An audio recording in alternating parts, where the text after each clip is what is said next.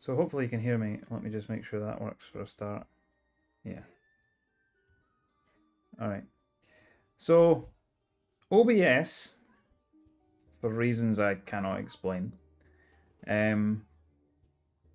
for some reason changed the default sample rate from 44.1 kilohertz, which is like CD quality, to 48 kilohertz, which is kind of thought of generally as being studio quality, or it's also what they use on Blu-rays and things, and DVDs, and so. The problem with that is that that sample rate cannot be converted directly from, step down effectively from 48 to 44.1. So rather than doing a rather complicated sample rate conversion, it just fired it right down to 16 kilohertz in mono. And I've just changed it in OBS to 44.1 and it works. Why did it change? No fucking idea. Nothing has been changed. Like, I always am streaming to these same headphones and they are always 44.1 kilohertz. So quite why it suddenly changed, I cannot possibly say. But that's really frustrating. Anyway, it's fixed now, but whatever.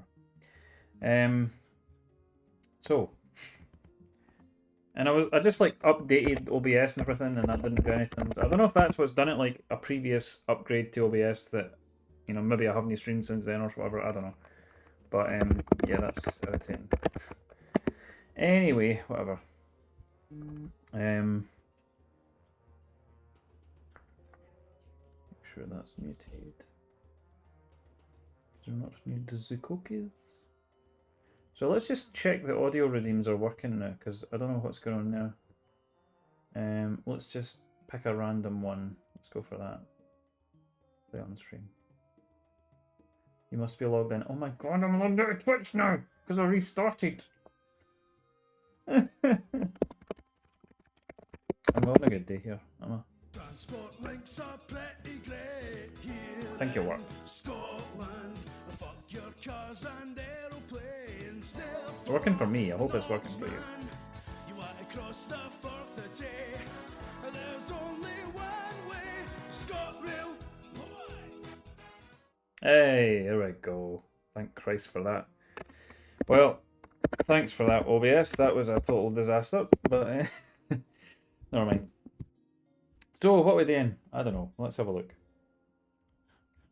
Keycard. Yeah, I think it's going to keep opening the windows on the wrong monitor, but never mind. A couple of things I could have a nosy at. Just to have a nosy round. So, why is that?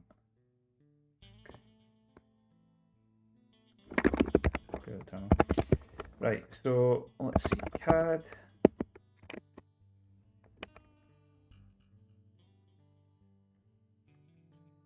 What do I have that's...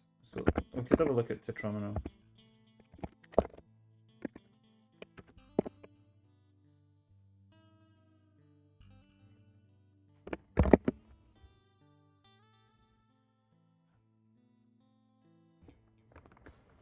Let's just shut this in.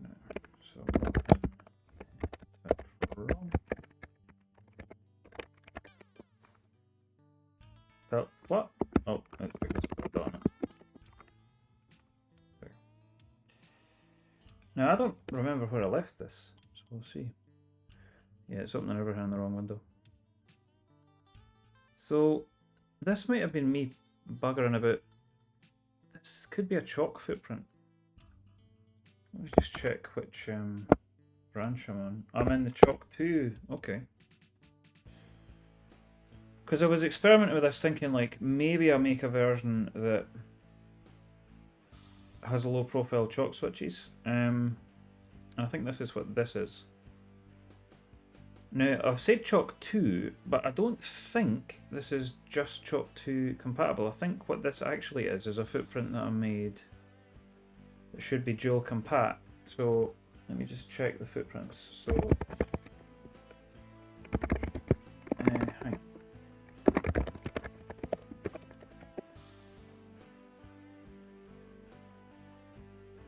I'll switch. Gonna look at the datasheets for the two of them, because I'm fairly sure that footprint works on both.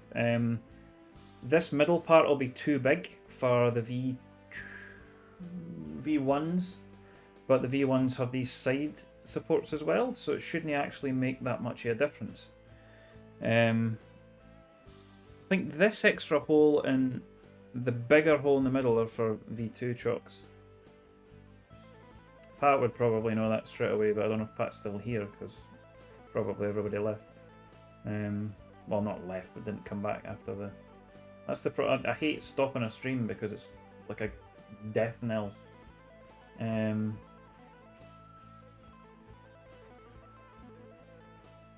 think most of you are back, actually, to be fair. 7 yeah. Right, so let's see. PG 1232 is the one I want. Where's my data sheets? Come on, Kai. What? Here's my data sheet.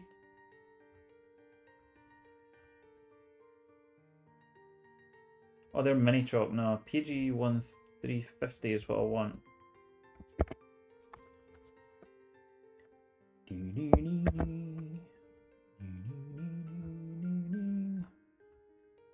For God's sake.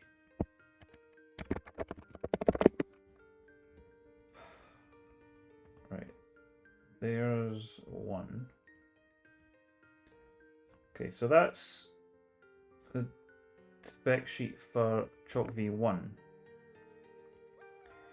So you can see there it's got these side supports. Smaller one in the middle, that's 3.4. And if I measure this, I think this will be bigger. Oh wait. Oh no, that's diameter, so yeah, that would make sense.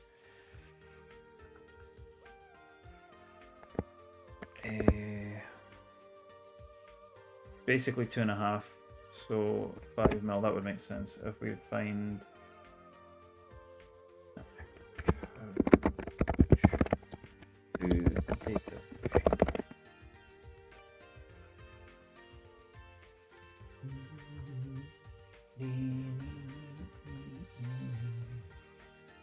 Okay, that's not the full data sheet, but it'll do. It's the image that I want.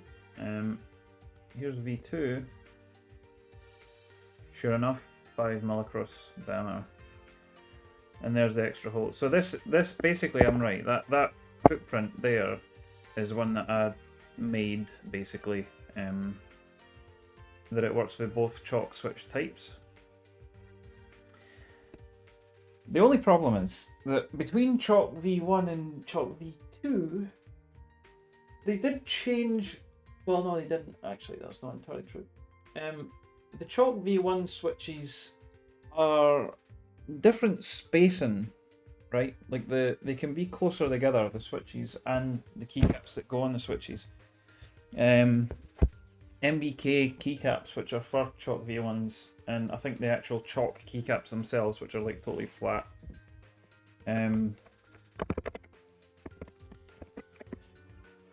They are slightly different. In fact, I can show you this keycaps.info. I'll show you what I'm talking about. So if we look here, I'm going to go to Chalk. I'll just stack these actually. Hang on. So see if I move between, let's just have Cherry and MBK, right? So if I change the spacing, so there's Cherry spacing, right? I'll just hide these for a sec. There's normal Cherry profile, right? Everybody's favourite except me, apparently. I actually really like SA, but whatever. And also MT3. I like the high profile stuff. But anyway, this is normal Cherry spacing, right? So they're 19. They're on a grid basically that's square, and when converted from imperial, which is what Cherry actually uses, to metric, it's 19.05mm precisely, right? But if you look at these, they're quite, there's big gaps between them, right? And that's because these aren't really meant to be that spread out. Now they aren't square. You can't see that in this image, obviously, but they're wider than they are tall, so they're kind of rectangular. If I change the spacing up here to chalk, suddenly it looks more correct because there's only a 17mm gap. I like cherry, it just feels good, but if a board that lays flat, a high profile is nice. Well, see, this is the thing, right? So see, you can actually see this on here while we're talking about that. See if I go back to cherry, right? Let's pick S8, right? So what Sinvic just said, for the benefit of if this ends up on YouTube or whatever, which it might not because of the state of the stream, but whatever.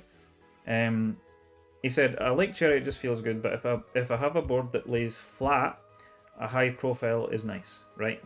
Now see if you look at SA, that makes complete sense because the middle row, like the home row, so ASDF, GH, GKL row, this one here, if you have a totally flat board, your home row is flat. And that's kind of comfy, right? That's kind of what you want. And then the rest of the board has the scoop, and you can sort of tell where you are by the position, you know, the angle of the keys. But realistically, most of the time, you're probably not going to have a totally flat board, right? It's going to be at a slight angle. In which case, the home row is at a kind of weird, like it's at that sort of angle. Something like that. Like maybe 5-7 degrees, depending on the board. And that's a bit odd. However, look at MT3. MT3's specifically been designed so that this home row, when it's at an angle, when the board is at an angle, this levels out to be flat, more or less. So if you're at like a 7-degree angle, which the Happy Ant keyboard is, for example, this has MT3 caps on it right now. And the home row is sitting flat because this board has a 7-degree angle by default. Which I like. Sinvic says, I actually like low profile caps, but my only experience with chalk low profile is with the Logitech G815.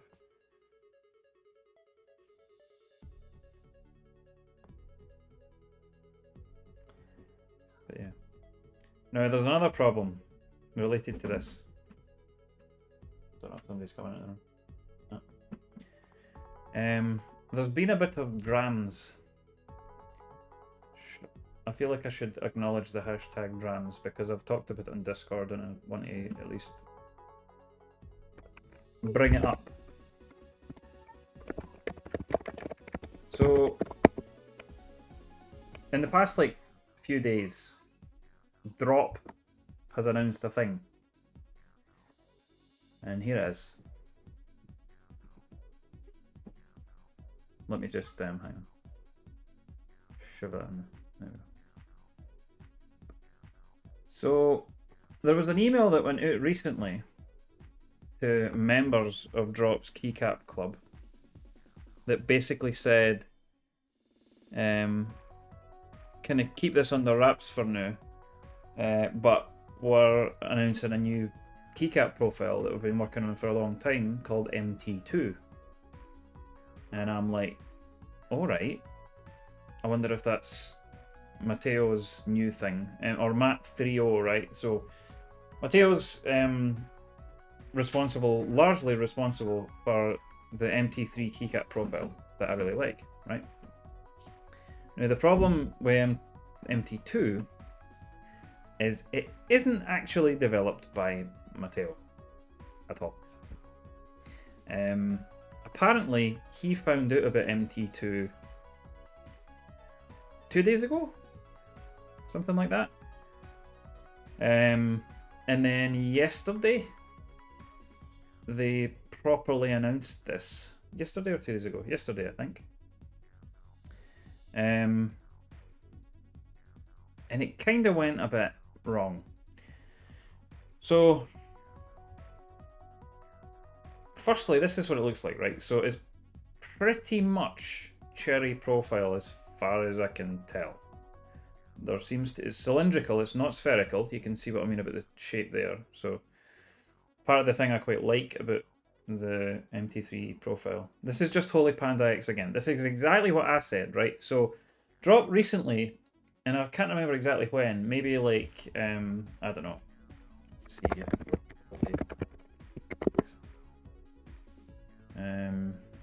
Discussions maybe.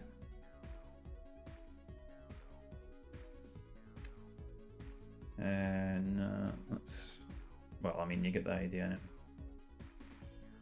March, maybe? No, that was production. Oh, shut up. Outreach, April, I don't know. It was like February, March, something like that. But they announced this, right? And this was basically not very well received because of the choice of the name. So this is a Holy Panda, that isn't manufactured by the same manufacturer as before, that doesn't have the Inver Panda housing that it previously had, and doesn't have a halo stem that gave it the holy part of Holy Panda in the name. So this is basically another Switch, which is new and completely not the same thing at all, which is at least intended to have some vague resemblance to the Holy Panda, but is actually being manufactured and is made as, because it was a Franken Switch, right? The whole point of the Holy Panda was it was a combination of different Switches, and it was to basically turn a not very good Switch, in my understanding, into something that was a bit more interesting and a bit more unique. This is just this is manufactured like this. Now, to their credit, the original designer, well, some of the original designers were involved in this, so it's not like, they've just stolen the name and sort of run away and tried to capitalize. However, the Holy Panda is a very, very popular name, and like even people who don't really know much about keyboards as a hobby and whatever, I think very, very quickly know about Holy Pandas and hear that they're meant to be brilliant, right? So I think this is very, very obviously an attempt to capitalize on the name Holy Panda. But as Sinvex says, it's Gateron parts, correct? That's why the X, by the way, because Gateron has like this X series or whatever. It has no Halo parts, not Panda, and no GAT-X parts. So what the fuck is it? Yep. Indeed. It sounds like it might be decent, so whatever. But yeah, it was a bit awkward, and a lot of people were kicking off in the comments about how like this is really shit, and you're just trying to misrepresent what this actually is. All sorts. And this was really recently, and now we've had this as well. So this MT2 thing really rubs me the wrong way. I have to be honest about that. I have a lot of respect for Matteo or Matt3O or whatever we're calling him, for a number of reasons that don't all just relate to these keycaps. But here's the problem. When I get an email that says, oh, we're releasing this long developed new keycap profile we're really excited about, it's called MT2, and they say in the email something along the lines of, we're keeping it low profile, right? Ha ha ha ha ha ha, funny, low profile. That sounds to me like it implies at least two, if not more, things. Point one, it very heavily implies that it's by the same designer, because MT3 is because M is the first letter of his username, T is in the middle of his username, and 3 is very near the end of his username. So it's MT3 representing his username.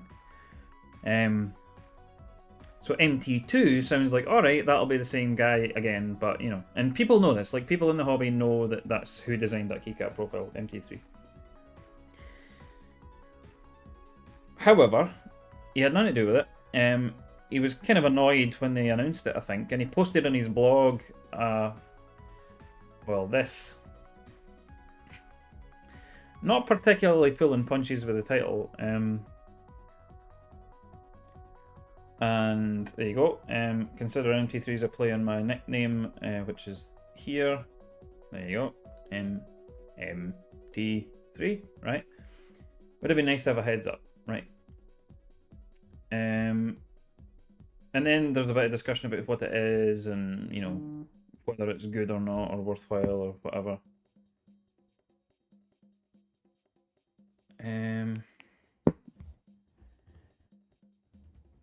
Now,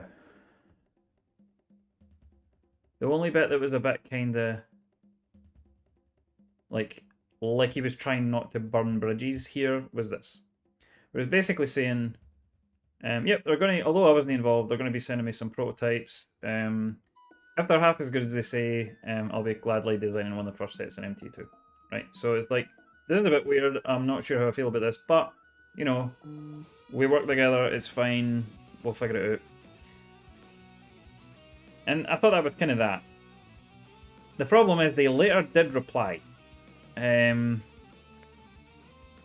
you can see there's some discussion happening in the comments as well, which is not most positive. Some people sticking up for him, some people being like, "Oh, you're being, you know, pedantic, or you're being ungrateful." Not ungrateful.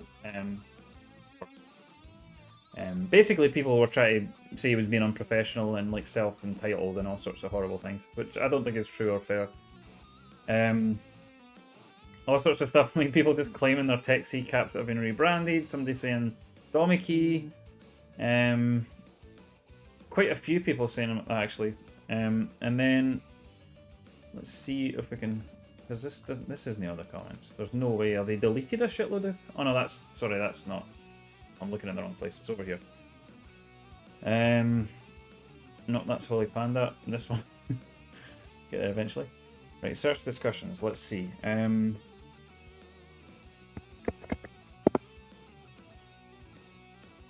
Okay. Right. Not that. Not that. There. Not that. Okay, here we go. Right. This is the very controversial thing for me, and I think also for the designer I'm talking about. This is the guy here, Jiri, I think, from Drop. Appreciate the fact that the community is passionate about sharing their views. We arrived at the MT2 naming for a variety of different reasons. We consider this to be a continuation in the MT3 line. Remember, MT3 isn't really Drop's thing. They don't own the intellectual property. They own the tooling, but they do not own the intellectual property. So he can go to some other manufacturer, presumably, and, you know, whenever, I don't know what the agreement is or the term, as in time term, you know, of this agreement is, but presumably he can just get another company to manufacture MT3 after a certain time has elapsed or whatever, because he owns it. Drop has exclusivity right now, and they own the tooling that makes it, but if he decides that he's going to go to somebody else after the whatever period he has to do it through Drop, then they can't really do much about it. So it's a bit strange to say that it's a continuation in the MT3 line when it's not designed by the person who designed MT3, right? To me, that's strange. Anyway, the logic is, apparently, it shares many physical properties with MT3. The tooling technology is similar with improvements. The double shot machines being used are identical. It's the same factory. And the base ABS resin feedstock that we use is the same. From this perspective, these new keycaps share many Dropped proprietary innovations. Interesting choice of words. That are used in MT3 double shot caps, albeit with a drastically different shape and profile. So they're very much like Johnny Big Boys out here, like, oh, you might have designed it, but we've innovated and we own all this stuff and the tooling and whatever. Okay. That seems kind of disrespectful in its own right to me, but whatever. As others have alluded to, the change from 3 to 2 does refer to the height of the profile, with plans for an eventual low/flat profile MT1 double shot keycap set in the distant future. So suddenly it's not MT3 for his username. The 3's arbitrary now because the 2 is just a reduction of that. That doesn't make sense. Like, the 3 is not an arbitrary number. It's not just picked out of thin air. It specifically represents someone's username, which has a 3 in it. Which is presumably because there would be an E there. I don't know. Now, this is where it really gets ugly, in my opinion. Lastly, the MT moniker is also being used to recognize the contributions of Mito, who has been involved in the development and design of MT2 as a keycap profile and product platform for other creators to design with. So suddenly it's a backronym, because suddenly what was MT3 for, Matteo or whatever his username, suddenly the MT part can just stand for whatever the fuck we want, including a different designer. Here's my problem with that. If that had been the case for the start, if it had been, MT stood for Mito, then that would be what it stood for. But when a product that has existed for multiple years and been in development for multiple years, and then becomes a massive resounding success, and everyone knows is designed by somebody quite well respected in the keyboard community, and then you suddenly decide to release another product called almost exactly the same thing, MT2 instead of MT3, that very, very heavily implies, and I'm sure that is not accidental, right? I'm sorry, but maybe I'm a cynic. I can't accept that that's an accident. Saying MT2 makes it sound like it was designed by the same guy, and therefore is related to this other massively popular product. And you're going to buy it because you believe in the quality of that product. Now, you could argue that a lot of the quality of the product is to do with drop, and I agree, because it's up to them to, babysit the machines and make sure that the QC is correct and whatever. It's worth saying, by the way, I've got quite a few keycap sets for drop, and specifically because of MT3 profile. And the only reason is that they have exclusivity. I wouldn't be buying for drop otherwise, to be honest. But I respect his work, and I respect, the quality of the keycaps is pretty good. However, I have had one particularly bad quality keycap set arrive, and I was pretty horrified by how bad it was. There was like a major resin mixing issue where there was weird streaky marks all over a whole run of the keycaps. It was ASDFG or something, all of those that consecutively, all of those were fucked up. Now, to their credit, they did fix it. I got in touch and I was like, look, this is pretty bad. I can return these, but I kind of expect these to be replaced. And they did replace them, and they didn't ask for them back. So, fair play. And that includes international shipping, by the way. So, fair enough. But they are not solely responsible for the product, and they wouldn't have the product, and they wouldn't have massive amounts of profit from sales of this product if it wasn't for the designer. Thinvec says this is it was no accident, this is a blatant cash grab capitalising the name of another product. Yes. Wasn't MT3 supposed to always be PBT because it was designed to resemble IBM caps but for modern boards? When did Drop start making them ABS? Well, no, because it was PBT for cost reasons and for practicality reasons, because when a product is that new, making any double shot keycap tooling is extortionately expensive, insanely expensive. Thousands and thousands and thousands. So when you're trying to kind of have a proof of concept for something and show that it's viable as a product you can take to market, it makes a lot of sense to use PBT, which is a high quality resin. Well, can be bad, but as long as you do it properly and you mix it right, it's a really, really high quality resin. And you're right in that IBM used PBT a lot. IBM did not use PBT though on their Beamspring keyboards, which is what these are. The whole point of MT3 profile is that it's largely based on Beamspring IBM keycaps. They are not PBT. They're more like ABS. They're a kind of shinier plastic, glossier sort of plastic. So they're more like SA or whatever, And they started doing them in ABS quite a while ago. So they basically did the first keycap set. In fact, there are much more ABS sets now in MT3 than there are PBT sets. There's only a handful in PBT.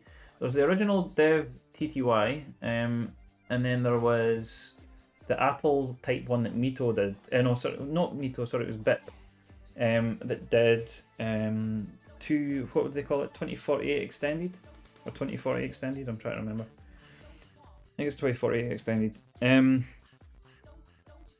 hate this track. I need to skip this. I'm really sorry. This is terrible.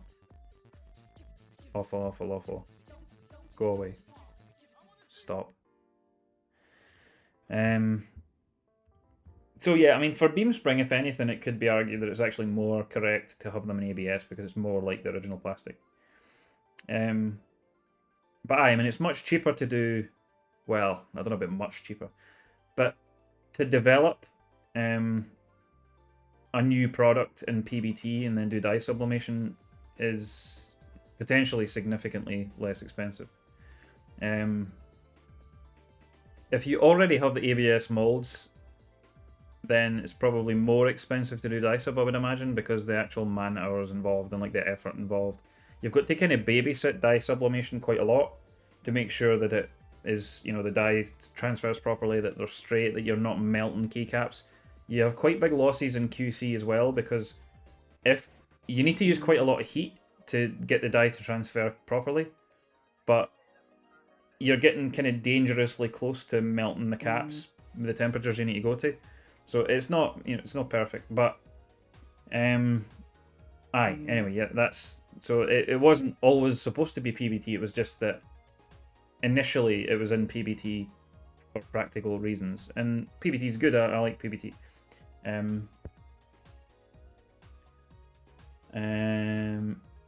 Yep, from his blog. No, I mean, I've read the blog. Keycap material is another good reason for debate.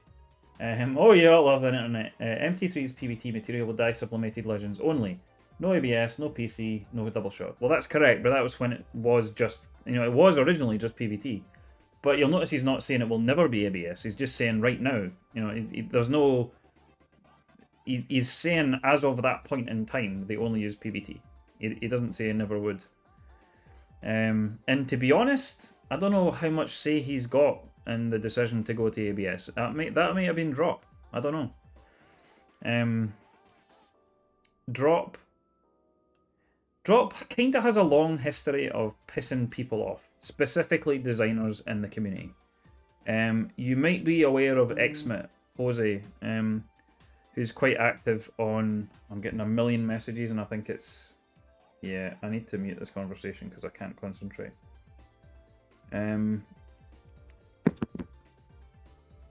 Drop manufactured, or well, did they manufacture? They worked with anyway, Xmit, or Jose, who designed the Xmit Hall Effect keyboard. And he said after working with Drop on that, he would never ever work with Drop ever again. No really any further comment, not publicly at least.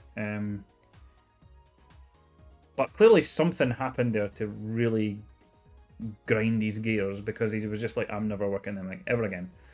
A lot of people seem to hate Drop.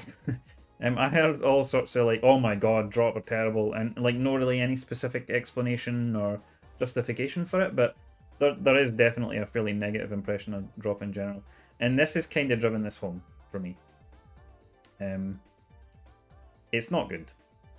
Anyway, to further exacerbate matters, so he posts this blog kind of saying like, this is nothing to do with me, I don't know what's going on, I'm kind of pissed off, but I'm going to be designing a keycap set if it's any good. After that, you then get this kind of tone-deaf response to Drop, where they're like, oh, Mito, actually MT3 stands for Mito, the 2 is just because it's lower profile. Disingenuous in my opinion, and bullshit. And then in response to this, we get... Let me see if I can find this quickly. The quickest way. Here we go. This is the last straw of corporate bullshit I can take. And it's sad that some fall for it. Congratulations, Jiri from Drop. You managed to get rid of me. I'm leaving. Ciao. Oh shit. Warhawk78, how you doing? I'm kind of just having a... I'm Dane the Goss. A designer who I like very much and have a lot of respect for, because he's done a lot for keyboards, not just this, not just this keycap profile. Evidently has cut ties with Drop, previously known as Mass Drop, because they were really quite tone deaf with how they dealt with an issue which was already in and of itself not very good. And I'm now very uncomfortable with drop. It's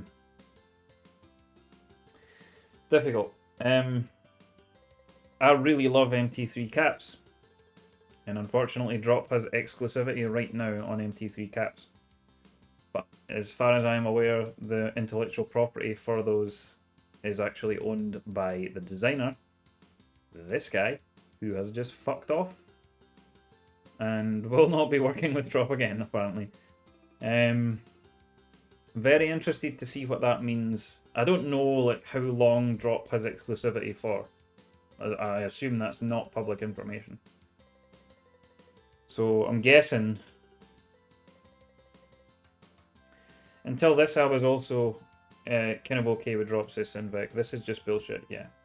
I mean, my opinion on drop was kind of like they just seem like a big corporate entity that doesn't really understand the community that it operates in. And I mean, I've got direct experience with that, and with people that run businesses that don't really fully understand their customer base. I have myself quit a job in a fury because I had to work for a period of time with a man who started a business in an industry he knew fuck all about. Basically, right about the time the Marvel films were kind of really kicking off and becoming popular, and the general public suddenly was interested in superheroes and comics. This guy starts a business which is very much comics adjacent, and clearly an attempt to capitalize on public interest in comics. He himself doesn't know fucking anything about comics. Assumes that comics means superheroes. Assumes that, like, it's just a simple thing to sell any old nonsense tap with superheroes on it to people that like comics. And I'm like a guy at the time that like lives and breathes comics. Like, I look more like him now, but at the time I didn't look the part, but I very much was the embodiment of comic book guy for The Simpsons. Like that kind of like, I mean, well, that's not true because actually I hated people like that. There are a lot of gatekeepy kind of types in comics, unfortunately. There are in keyboards as well, I think, but especially in comics. That are like, you know, unless you need to know everything about everything, you need to understand the history of DC and Marvel and Image, and you need to, you know, I don't buy that. It should be a welcoming hobby. It should be something that like, and I don't even really think of it as a hobby. I feel like it's like, it wouldn't be weird for people to read books. It wouldn't be weird for people to watch films. Why is it weird? Or watch TV or watch Netflix or, you know, whatever. So why is it weird if folk like comics? Like, why is that such a niche thing? And why is there so much stigma around that? Like, it has to mean, oh wait, you like superheroes? Oh, what, Men in Tights? What's that all about? You're an adult, you know? No, I don't care. Like, I don't really give a fuck about superhero stuff, and I never really have since I was quite young. I kind of went off superheroes. I didn't really care. I stopped watching the Marvel films a long time ago. I watched the Spider-Man one that just came out recently, and I was just sitting like, fucking hell, man! Like this is dire. Like, what are they doing? Like, the only things that I enjoyed in that film were things that were only enjoyable because of their kind of meta value, right? Like the cameo appearances, actors that I like, and the cameo appearance in music cues that I like, because I like the other composers, you know. And actually, I like Michael Giacchino as well, mostly. But it was just like absolute garbage. Anyway, I'm getting off the point. Point was, used to work for this guy who knew nothing about anything comics-wise, to the point where it was a problem because people in comics like really know their shit generally, and they tend to be, unfortunately, a bit kind of pretentious and a bit sort of, if they sniff any hint of insincerity or like get the impression that who they're buying from doesn't know what they're talking about, they will not only not buy from you, but they will rip the piss out of you. They will tear you to shreds. And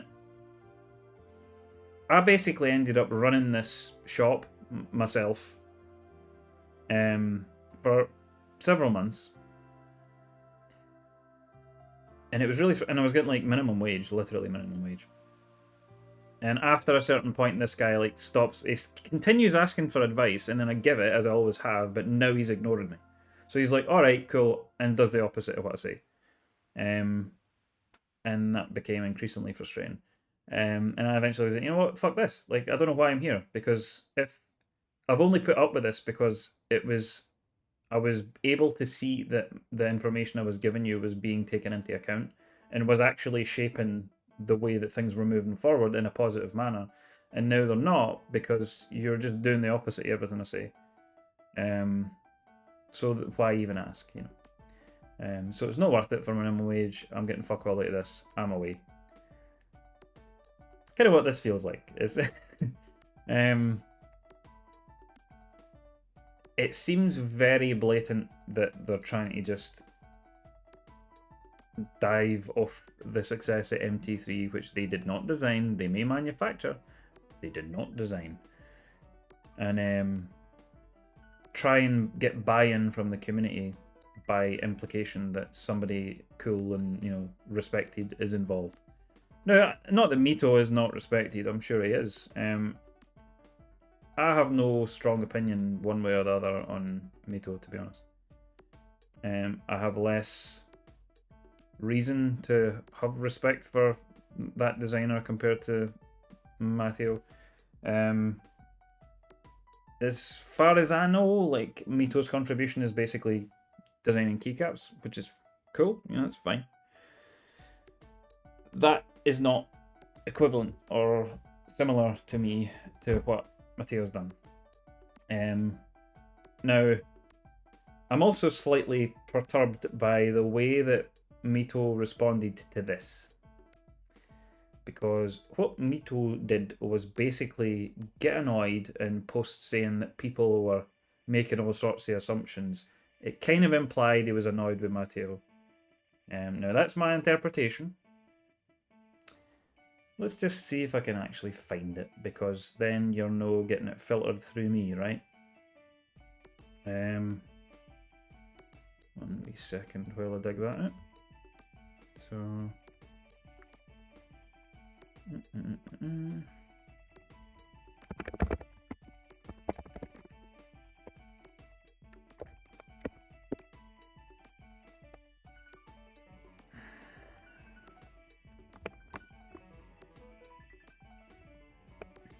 Okay, let's see.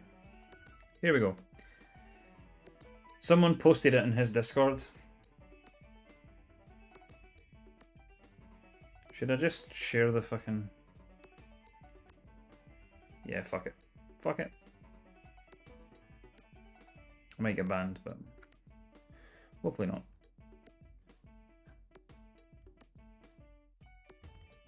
So here we go, right? This here. Kind of trying to save face and like be like, oh, excitement, hooray! Funny how so many incorrect assumptions are made. So boring to speak about a name and not the product or potential and ideas. So obviously he's annoyed that, you know, his contribution to this new thing has sort of been overshadowed by this controversy about the name being very heavily associated with somebody else who is not him. This platform is named like this for it shares quality standards and craftsmanship with the previous drop proprietary platform. This is all very corporate bullshit speak to me, you know, platform and like it's... Okay. Number 2 represents the height and geometry being shorter than 3, and oh, okay. Lastly, it is a nod to my nickname, Mito, like with MT3, Mat30. Drops proprietary... He says it again. Drops proprietary production factory tools. I have been saying that huge news are coming for months. The announcement of the cylindrical profile is just the beginning. I hope everyone is excited. And I'm sure in, you know, his own Discord, I'm saying him. I actually don't know gender of, you know, to be clear, they. Let's say they, because I don't know. But yeah, that kind of doesn't feel great to me. I understand wanting to defend your work and, stick up for your business partner and all that, whatever. But you're going to choose a side in this. I think Drop is on the wrong side. I'm sorry. I really do.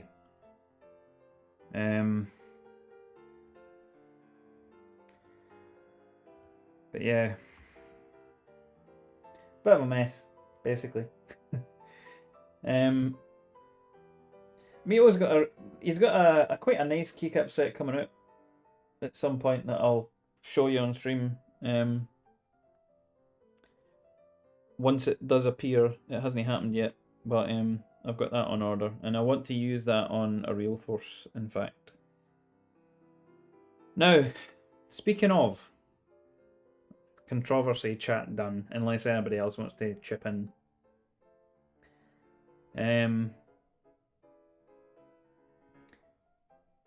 I need to try and figure out exactly what I'm sourcing for deskies. And this whole spacebar issue with deskies is of interest to me.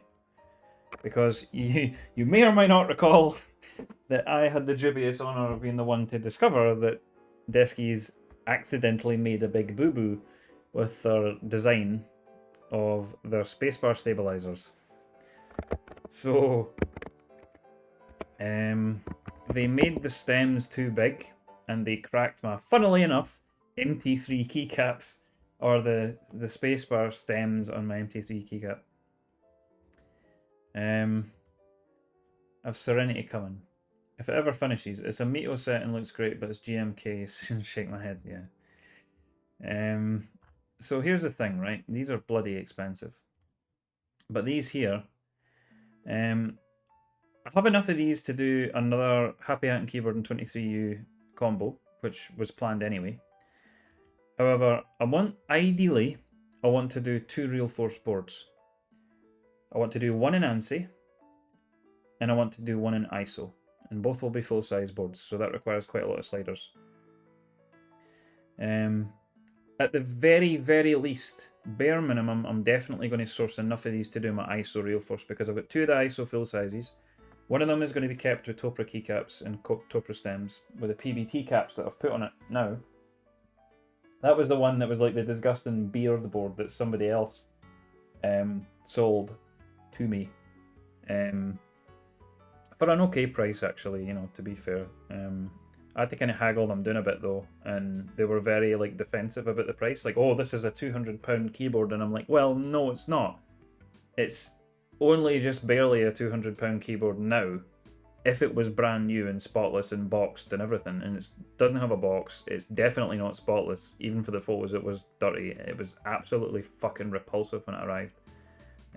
That would not have been obvious from photos, though, because it was underneath, it was full of hair and skin flakes and blah, blah, blah. But it's in pretty good shape now. I would, however, like to strip the plate and maybe repaint it. I don't know, but at the very least strip the plate back, because there's some minor corrosion spots and places where the paint's been sort of chipped off or scratched, and it doesn't look good because you can sort of see it through the gaps between the keycaps and the case. So I'd like to do that, but the other one is actually pretty much brand new, and does have the box and all the other stuff. So I think I want to have one of those ISO ones with the PBT Topra caps, which were not on it originally, that are now on it, and one with brand new MT3 caps. And the plate on that one, by the way, is spotless. There's no marks anywhere. It's bright. But one with MT3, one with actual OEM Topra caps.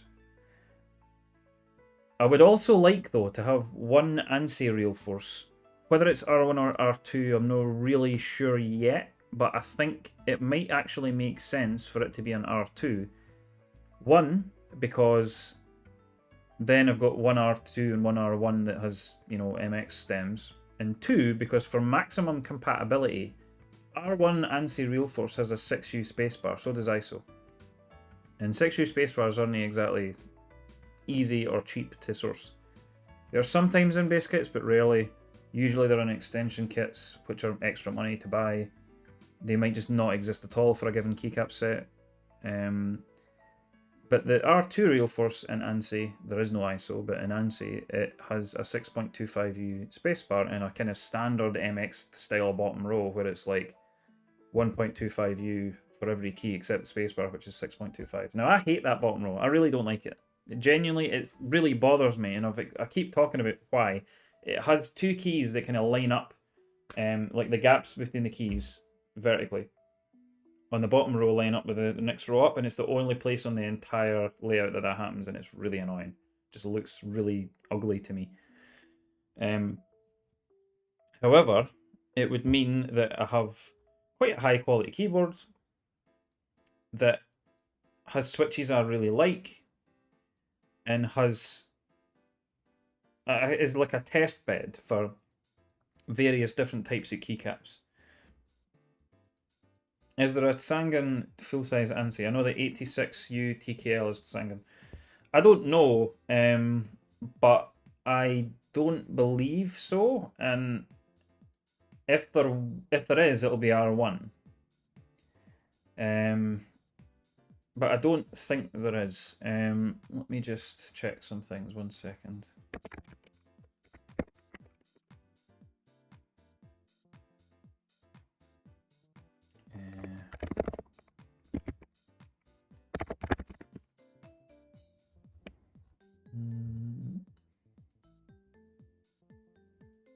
Yeah, so now what they do instead is they still have this 6U bottom row, so they have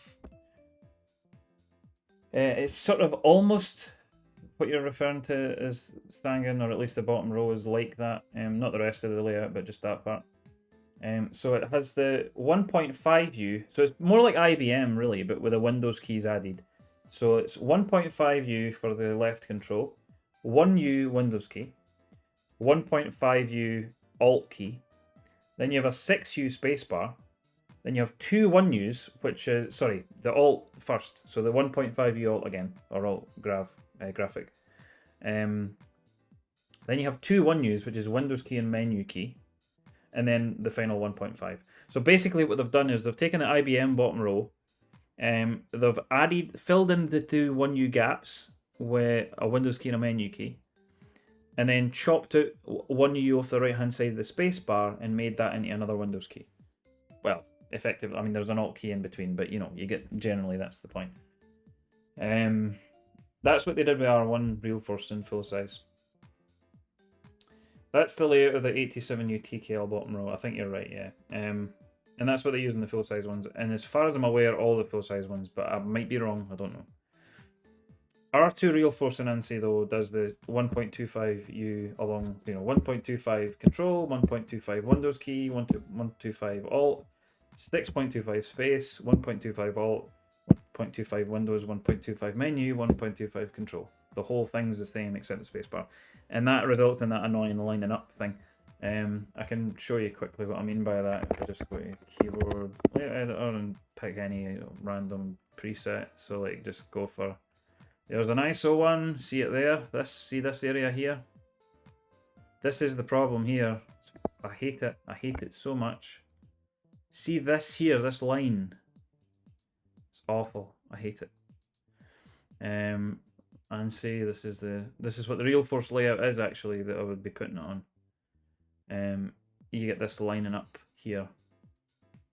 I strongly dislike this, but it's very, very common because when you add Windows keys in, and for maximum swappability of keycaps and whatever, like it's probably much cheaper for the manufacturers, especially on like shitty cheap rubber dome keyboards. That's a valid reason to do this, because if you can have fewer different sizes of keycap, so that whole bottom row, you never need to make any 1.5U keys for the bottom row, because they're all 1.25. That's useful. Oh, who's discording me? Hang on. Why is Discord pinging away? Oh, somebody's messaging me.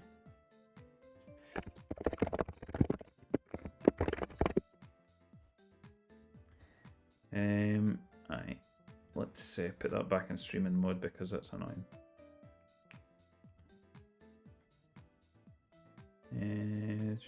Streaming mode, where the fuck is it? I'm sure there's a keyboard shortcut, but I don't know what it is because it normally just turns on and off by itself. I just turned it off because I was wanting to find that Meetle post. Anyway, aye, so ideally, aren't both 86U and 87U both R1 Real Force? Yeah, well, yeah, but I mean, I don't know if those model names are still used, but yeah, I mean, yeah, they are both R1. But my point is, all the full size ones, as far as I am aware, only exist in not this layout, sorry, but well, basically the difference is here's R2, right? That's what Real Force R2 looks like. This, and then R1 is like this. So these, and not that one. Actually, sorry, that one. So that there, that would be 1.5. These would be 1s. It is, isn't it? It kind of shows where the priorities lie. Like TKL is definitely more sought after in the Real Force world, as far as I can tell. And like they did the 23U, so that's the full size Real Force R1s look like that, and the R2s look like this, basically. And that's ANSI only, but this one is ISO and ANSI, they're the same. So, anyway, point being, the ISO layout is going to happen. Like, I've made up my mind, I'm definitely converting one of my two ISO Real Force full sizes to MX stems with the Desky stems. Sliders, even, fuck.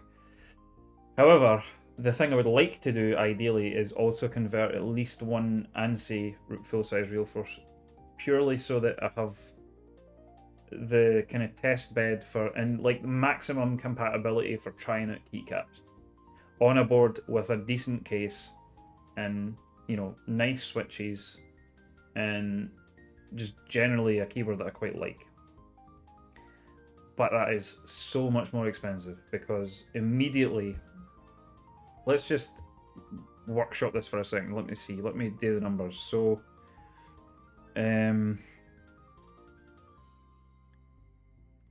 sure I wrote some of this down in Discord as I was trying to work it out.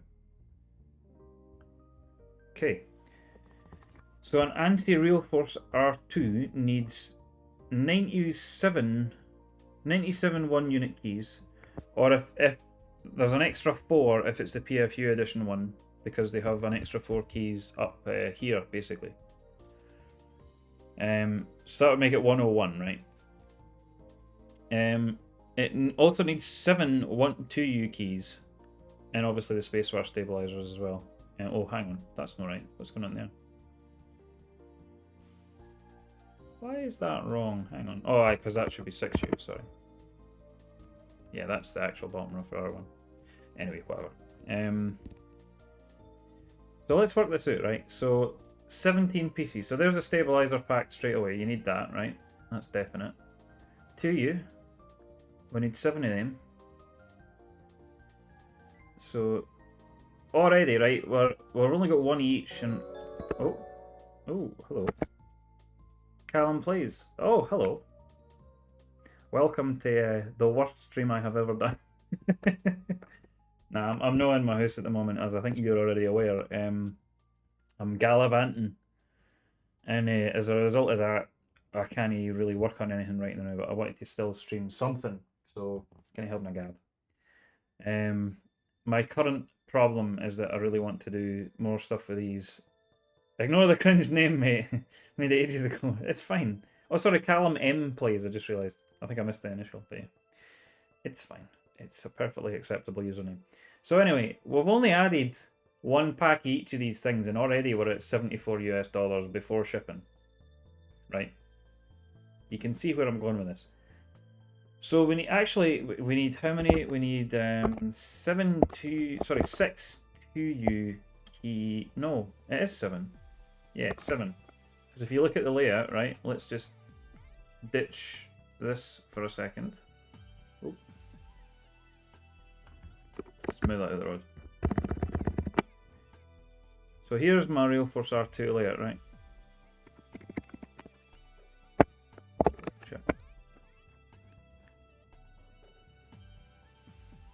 So here we go, right? Let's count the 2U's. So on ANSI, we have backspace, shift, other shift, enter, numpad enter, numpad plus 0. So 1, 2, 3, 4, 5, 6, 7 2U's. Which means, because they come in packs of, let's check, I think it's 3 or 2, 3, there you go, packs of 3. So you can see straight away that's slightly annoying because it's more than 2 packs, except it isn't because there's actually one in the stabilizer. In fact, hang on, yeah, sorry, there's actually, I think there's 4. So 4 of those in one pack we've already got. 4, 5, 6, 7. So actually that's enough for the 2U's. It's just the 17 packs here we need to work out. So we have 101 keys to make sure we're definitely covering any ANSI Real Force, just in case I put it in the APC one, because it would be really annoying if I get them and I'm like 1 short or something for the PFU edition if I decide to use that case. Because that has the actuation point changer on it, which is nice to have. But I'm sort of thinking twice about that, because that means that it makes it less compatible with more keycap sets, because a lot of them won't have those keys. So actually it would be better, for the purpose of compatibility, it would actually be better not to use it on the APC one, but whatever. Good to have them anyway. So 101 divided by 17, we need at least 6 packs. So 6 of those 17U packs gives you, you'll only have 1 spare, right? So 6 of those, right? So we're already 164 quid, well, dollars. On top of that, these don't have any silencer rings, and they kind of need them. So, well, let's consider that then. So we've got silencer rings. Let's go for them, fuck it, right? So there's my silencer rings. We're nearly at $200. That's before shipping. What about domes? Well, I don't know. Oh, also, they do these plate gaskets, right? Which are basically like essentially a shim.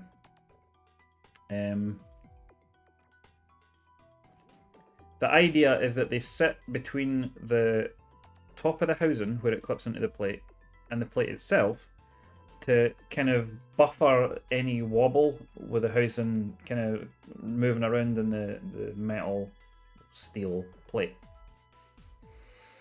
I hear the plate gaskets are game changing. Well, that's the thing, innit? So let's assume we want those as well.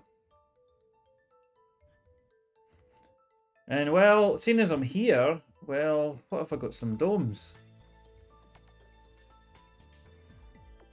So let's just say that I decided I wanted some, I don't know, some Tiffany domes, maybe. Okay. And we need 108 to cover that, so we need that. Look at this shit.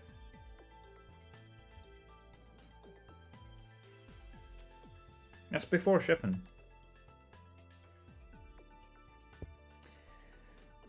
So, you see my problem. When you factor in that I'm already wanting to do this for at least one other board, and I do want to try some of the domes, I want to get probably some Tiffany's and maybe some carrots, something like that. That's as much as a brand new R2 Real Force. Exactly. And I honestly wouldn't even pay that money for a brand new Real Force, because I know I can get them for less than that. The problem here is I can't get these for less than this, because there's only one company that makes them. People generally don't sell them for much less than market value, if they sell them at all. And if they do sell them, I don't have any guarantee they haven't broken them or like covered them in lube and tried to clean it off and maybe fuck them up. I don't really trust the second-hand market for these, so it will have to come directly from Deskies.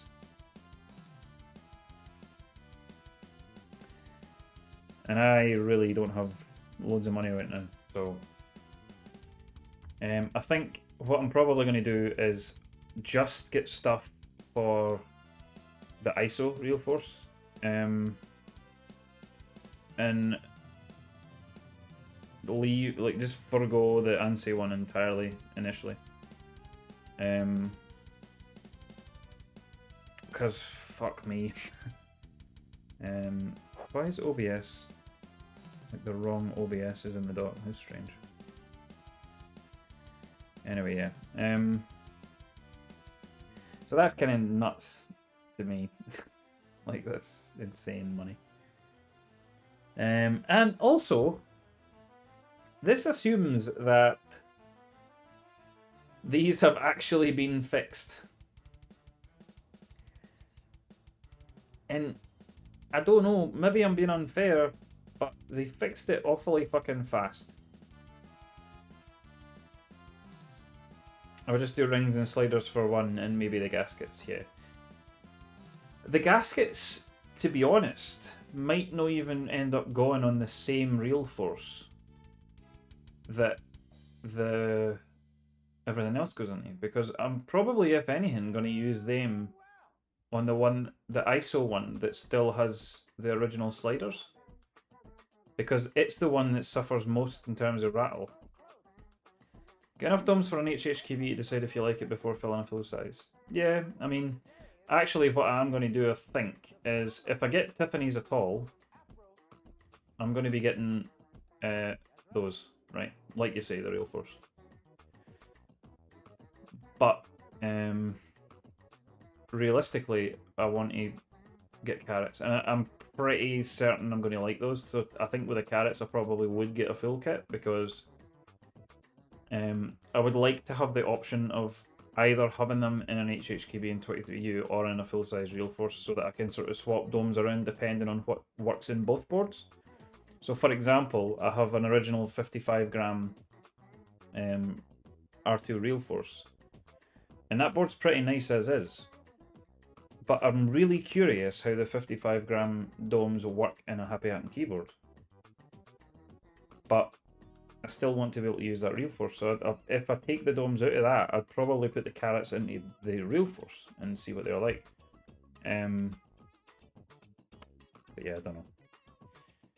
It's just so expensive, like insanely expensive. So yeah, but for the ISO one, like, I already have some of the parts, so I don't actually need all of this for the ISO one. So for example, let me just see. I wrote this down. Hang on, let me find it.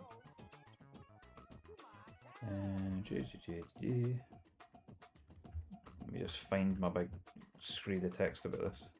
Here we go. So if I get 6 1U packs and a stabilizer pack, so I don't need the 2U pack actually, I can remove that.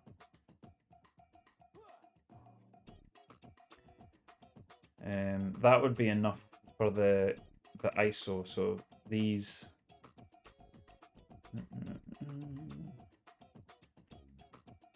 So never mind the domes for a minute, but one stabilizer pack. They'll be replacing the fucked up stabilizers with this order, which is what's largely what's prompted me to do this order. I'm gonna need the rings, and I want to try these silicon ones. I'm not entirely sure if I'm gonna like them or not, so I'm a bit hesitant to buy 2 packs, but the problem is, like, long term, if I end up ordering again, it's more in shipping, but...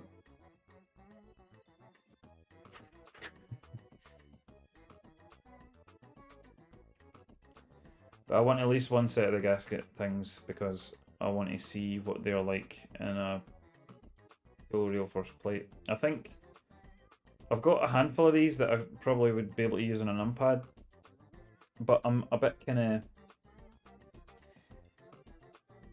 Especially on the 23U, I don't really notice any rattle. Like, if you literally hold up the plate loose in your hand and shake it, then yeah, definitely you're going to hear rattle. But, like, you don't type like that. Like, it's... I doubt you would hear rattle in normal use. And I don't think I am hearing any rattle in normal use.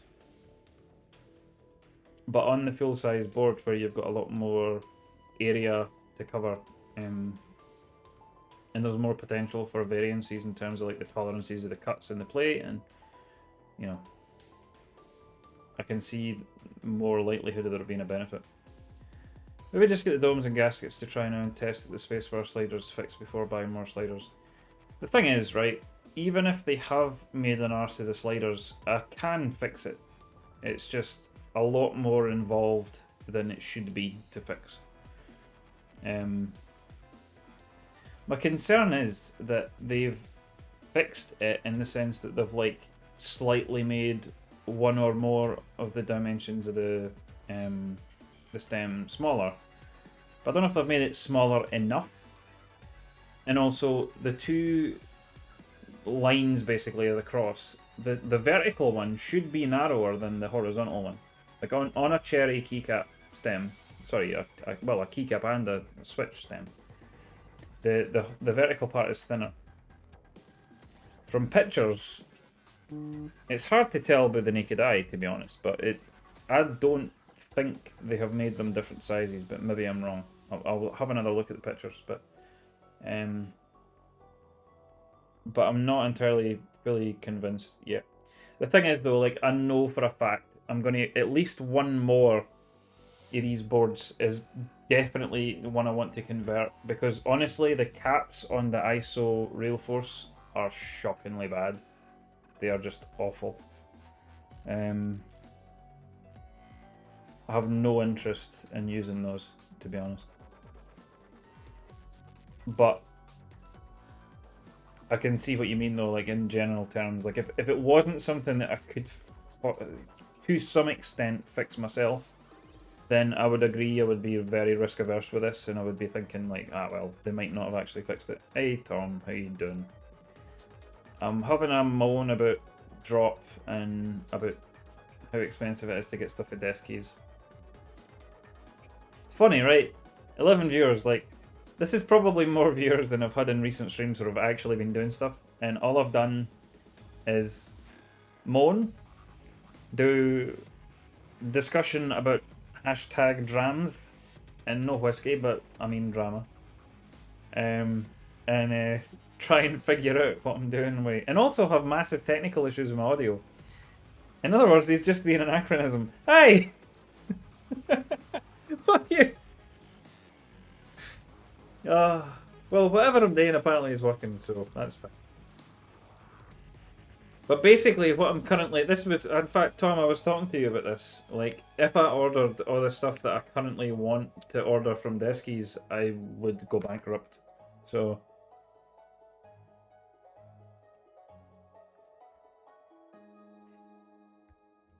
Warthog, be honest, this is all learning for me, but I do love seeing the older keyboards I used to when young.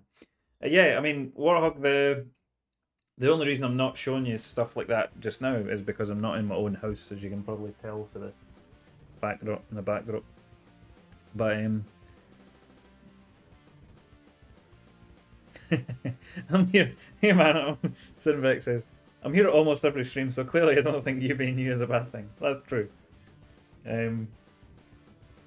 But I think I need to just bite the bullet and deal with the fact that I can't afford to get everything in the one go, but I need to get some of this because I need to, like, I can't just not... I need the replacement sliders anyway, like the replacement supposedly fixed spacebar stem sliders. I need them regardless, so they're not going to ship those. Well, they are. I mean, they would replace them incidentally. To be fair, right, I want to acknowledge that. As annoyed as I was with Deskies for making the mistake in the first place, if they genuinely have fixed this properly, which they may well have, and if they have done it that fast, then genuinely, like, I can't really complain at all about that. Like, that they have done it very, very swiftly and fairly comprehensively, because they've offered two options. Option one is basically just they replace the stuff for free, and that's that. And the other option is, if you're going to buy other stuff for them anyway, which, you know, I've always said that I was going to, I knew that, and I've been waiting for this to happen so that I could order again, then they'd replace them in that order and additionally give you, I think, $20 refund, basically, like, off your second order. So fair play, like the $20 basically covers, more or less covers, the replacement spacebar kit that I had to order. Although actually, that was covered very generously by, in fact, I think it was Sinvec, but certainly somebody covered that as a donation on Ko-fi at the time, which was much appreciated. But you know, whatever. The deskies are actually doing what they can to put it right, and I appreciate that very much. But if it turns out they are still not fixed, I will be very vocal with that. You know, and credit where credit's due, but also criticism where criticism's due is basically my policy on this stuff. Get the replacements, order the extras, and have that help with the shipping, but just make sure to order enough to make the shipping worth it. And that's the problem, right? Enough to make the shipping worth it. The shipping actually isn't that expensive. Like, the shipping's no bad. But it's already so expensive in the first place that, like, anything that can help bring the overall cost down is welcome. And obviously the only way I can do that is by ordering more in one go. It's just that it's so obscenely expensive. Like, stupid money. And I really can't justify that right now. So, yeah. But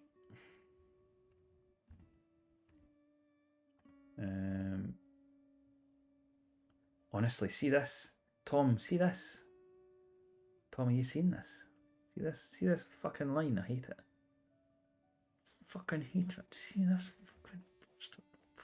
See it there? See that? Can you see it? It's so fucking ugly.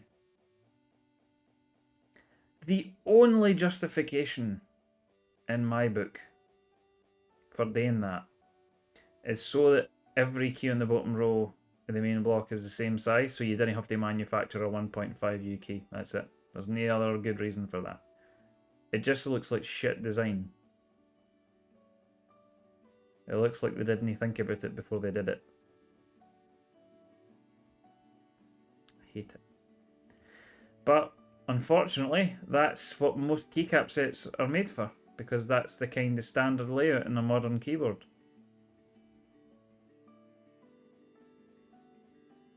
Shite.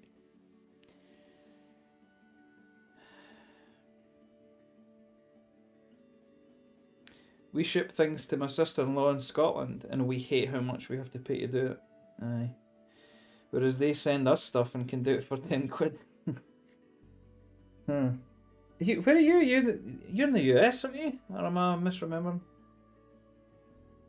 There's somebody actually that's meant to be shipping me something for the US and hasn't done it yet, and I'm a wee bit worried they've kind of gone dark. I'm slightly concerned because you know, this ISO Realforce I want to convert, I was talking about. I want to replace the case on it, and somebody has, like, I thought there's bound to be at least one person who has a replacement case that they've, like, harvested a Realforce or whatever and didn't plan on using it. And there were quite a few actually, but most of them, they were either like slightly damaged or not in generally very good condition, or you know, they were wanting loads of money for it, or the shipping was extortionate, or some other combination of reasons, or whatever, or there was no box, you know. Whereas there's one that's like, it's in the box, it's in what appears to be very good condition, they're not wanting loads and loads of money because they're just kind of glad someone's going to use it. Kind of perfect. But I've been kind of trying to, like, pay the guy to get it sent, and it's still not happened, so I'm a wee bit worried. Which would kind of fuck that whole build.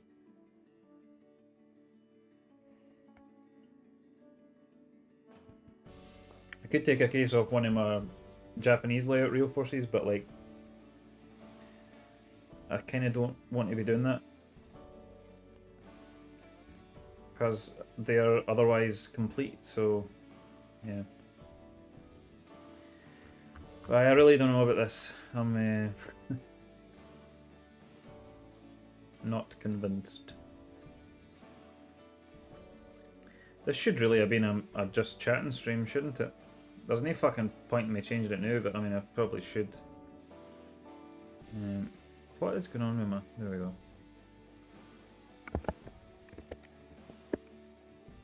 There's no bloody point in me doing...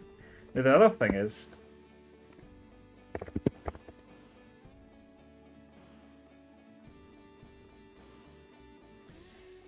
Really want an R1 rail force, but don't really know which one I want.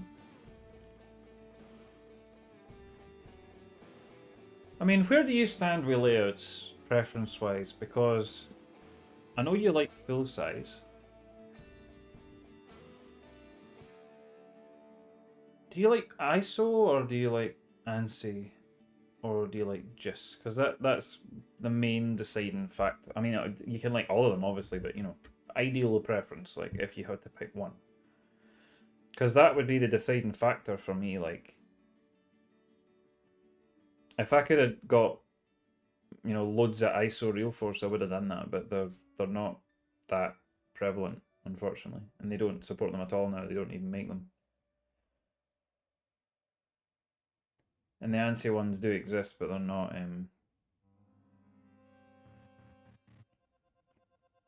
Yeah, it's not the same for me. And they changed the bottom row. With each revision of Real Force, the bottom rows get worse, in my opinion. The original 6U bottom row is much nicer, to me. It's less convenient, keycap compatibility-wise, but it's nicer. And then on GIS, the same thing. So on GIS Real Force, they started off as 2.5 wide spacebars.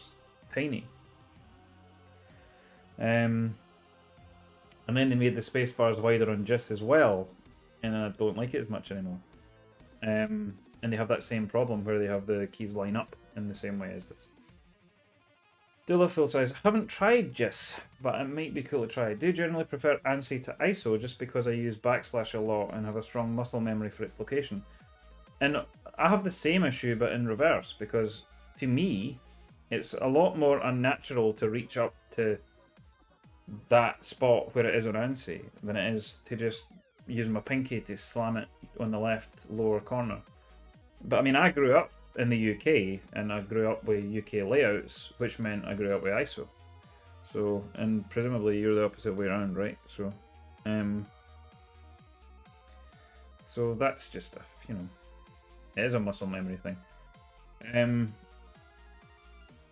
I don't really have any major issue with ANSI now because I've used it enough. And like, honestly, I think the thing with ANSI is I think it's ugly.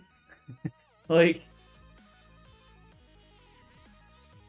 part of me wants to find a beige 86U, but everyone's buying them up to stick in stupid aftermarket cases. I know, and honestly, like, this is... I don't want to like shit all over other people in the community because that's not fair or polite, but the R1 case is beautiful, right? It already is really nice, and it sounds really good to me. It's just really nice. So people spend an absolute fortune buying up these keyboards, which are becoming increasingly hard to find over time, and therefore more expensive to buy because sellers know they're worth more because they're in demand. And then they spend an absolute fortune on an aftermarket third-party case that's just a case, basically, to put the thing in. And then they discard the original case. But this is why. I mean, like, when I knew I was going to get a response when I put out a thing saying, look, does anybody have an unused Real Force case? Because, of course they do, because people harvest them. But...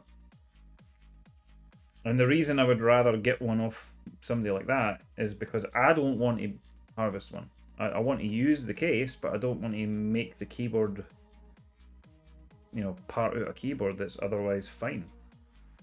So I would rather get parts that aren't being used, you know. But it would almost be cheaper, like not even cheaper, but like more total value cost, I suppose. It would make more sense for me to just buy another Real Force and use the case, maybe like swap the cases or something, and then they're still both in a case. It's just like it is still more money. It's not cheaper to just get the case, just get the keyboard. It's just like it's not that much more to get the full keyboard rather than just get a case and get it shipped. Because the person that's got the case that I need or want for the thing I want to do, they're in the US.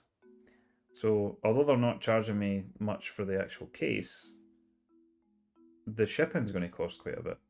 And there's no avoiding that. There's nothing that can be done. So whereas I can get a Real Force in the UK that's already here and, you know, not spend as much, like the shipping is basically integrated into the price.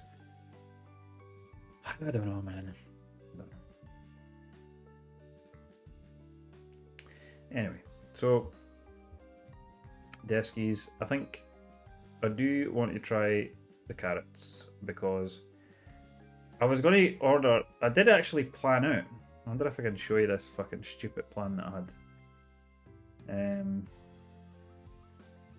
Let's see, from me. Oh god, the streamer mode's back on. I need it off the search by username. So for me, has image. And let's see if I can find my key map for this stupid thing. Just to show you what the plan was. I'm sure I posted it in the Discord, but you know, there might be people here that... Here we go. Open original. Right, here we go. See this? Some version of this, I think I iterated a few different versions, but basically they're similar. So I wanted to make this with Eskies domes.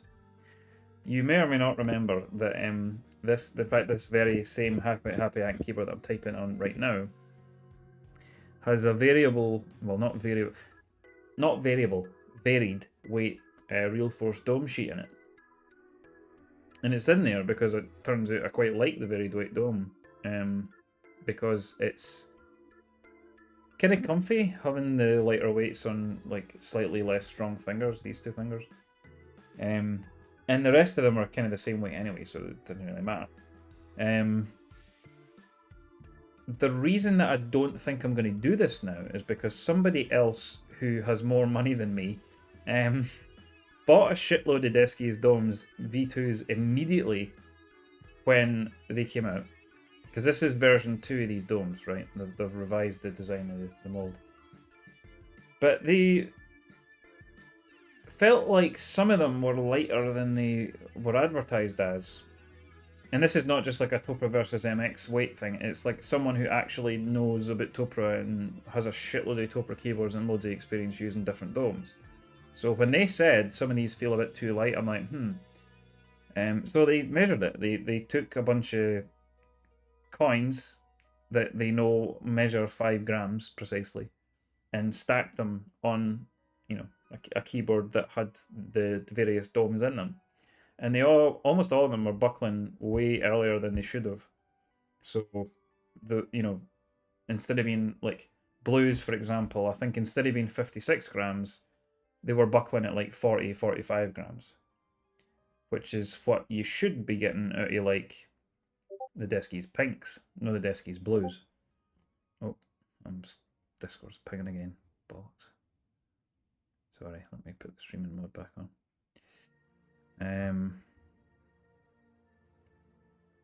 Let me see where there must be a keyboard shortcut somewhere. Come on. Can you see it? Maybe there isn't. I'll look at the stream kit thing later, but no. Never really need it. But yeah,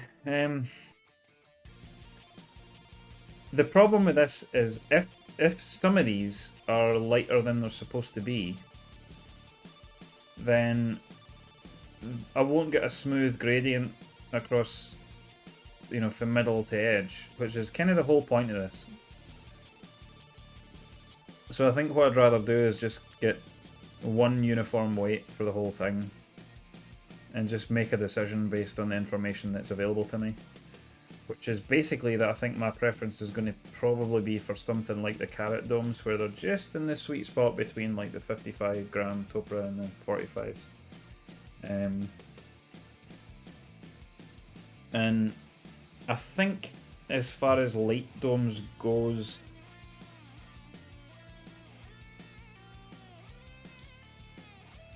I was going to get the Tiffany's, but in the meantime I've sourced a 30 gram GIS Real Force, and it's an R2, so realistically I don't really think I need to use that keyboard in its native form anyway. GIS layout is a problem for me mostly for one reason, which is that the right shift key is shortened in the sense that this part here is a 1U key and then shift doesn't start to here. And I use right shift all the bloody time, so that's a kind of an inconvenience having to reach all the way over here for shift and stretch my hand across to some of these keys to, you know, get shifted characters. It's just not, it moves my whole reference point for accessing stuff with my right hand, so it's not great. It's usable, like, I can adjust to it fine, it's just not as comfy, so yeah, it does kind of suck. It wouldn't matter if I just used left shift, but like if you think about it,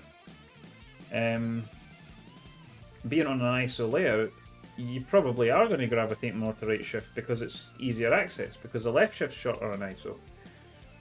So it's just a preference thing. It's just like my habits have been built up that way, and that's kind of, you know, I'm not unwilling to change stuff like that, but I'm also not overly concerned about it being wrong or whatever. You know, it's just that's how I type, and I'm kind of like, all right, I've made peace with that. So I quite like just for the bottom row because the bottom row is brilliant, but I don't like the short right shift at all. The backspace being 1U, like this is backspace or delete or whatever you want to call it on Mac. How would you type A or S or Q or F? That's what right shift is for. Yeah. I don't use, so the point of left and right shift in my understanding is supposed to be that if you're typing on the left side of the board you use right shift. If you're typing a character on the right side of the board you use left shift, right? Which is pretty much what Sinvic just said. Or implied, at least, with the keys he mentioned. But what I actually do is I use right shift for basically any characters that I'm typing that are shifted. And I use left shift if I'm typing a combination of modifier keys. So if I'm typing Control Shift Tab or Control, I don't know, whatever, Alt Shift Tab or whatever it is, you know, some sort of combination of different modifiers. For whatever reason, I use the left side. That may also be an ISO related thing because the right Alt key is not Alt on an ISO layer. Generally, that's Alt graphic, which is actually the equivalent to Control and Alt. So a different thing. So yeah, I do it wrong. Like it's not how you're supposed to type. But again, I've kind of made peace with that, and I don't really mind. And I don't really intend to try and like force myself to not do that because I can type perfectly comfortably fast. Like I think as long as I'm hitting like over 100 words per minute, I'm sort of, that's more than fast enough. Why do people torture their hands like that? Well, like doing what I do, you mean? I mean, I think I can only sort of, it's just conjecture. That I'm saying like it's maybe because I'm used to ISO. I don't know. Like I don't know what it is, but I don't really, you know, I don't have any great desire to fix the way that I type. It's not perfect, but it works well enough.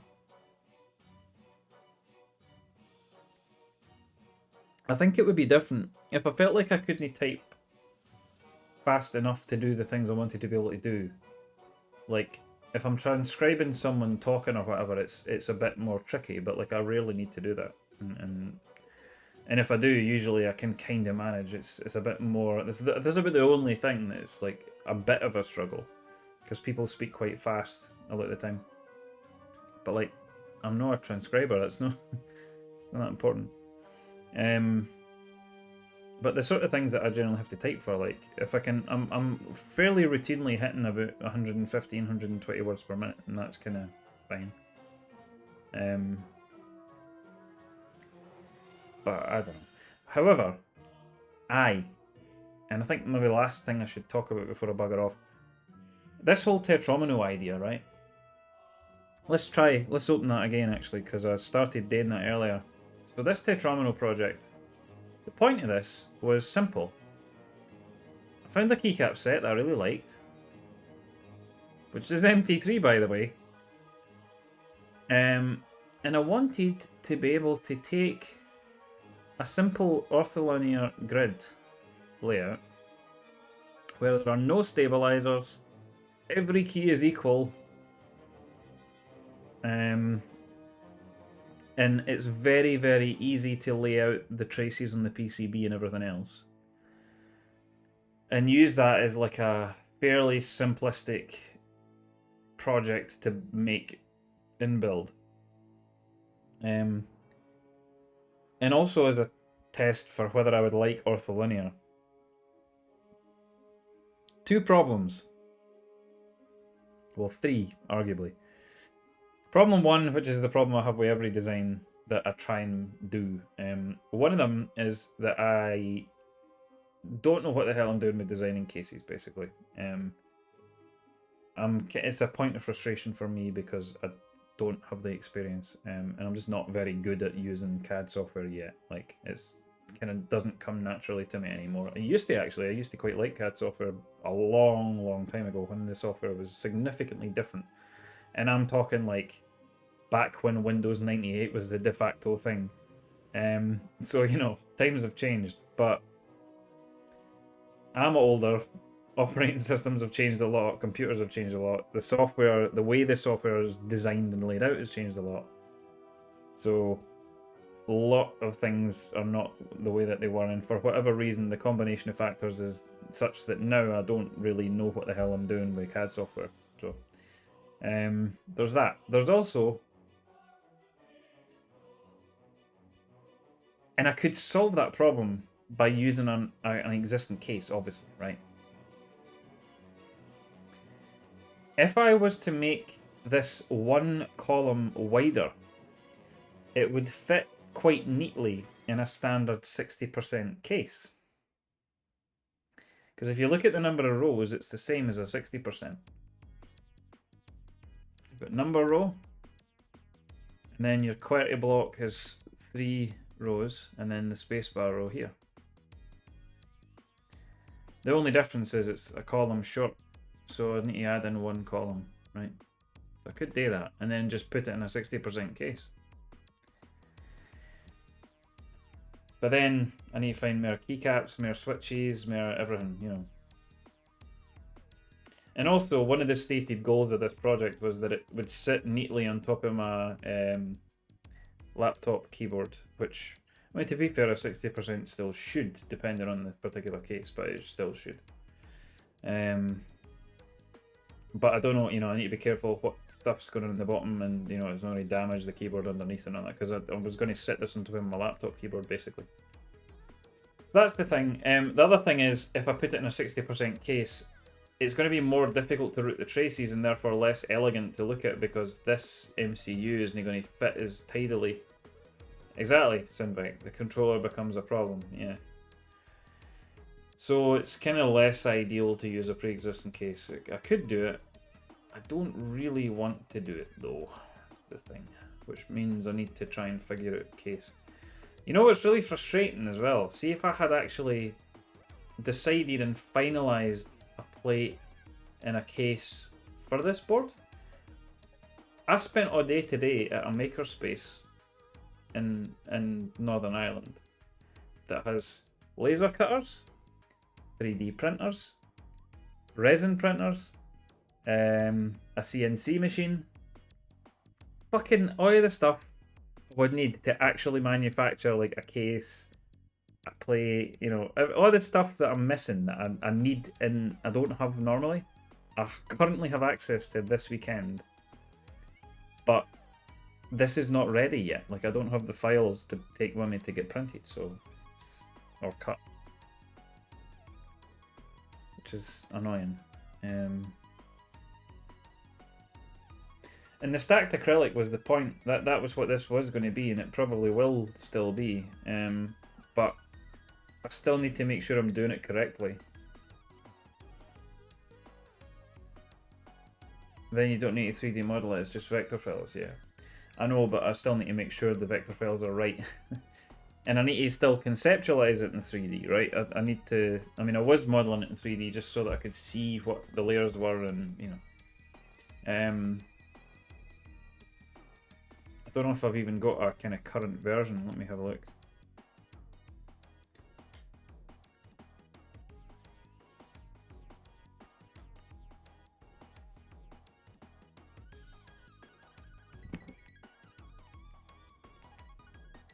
Is this going to open or no?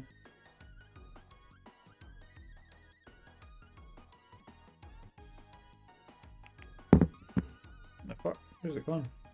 It's no... Oh my god, it's no one to open. Come on, Fusion 360, what you doing? It's bouncing. I don't know if I can show you that on the... Will it show here? No, probably not. Oh, it's did something. Holy shit, it's slow.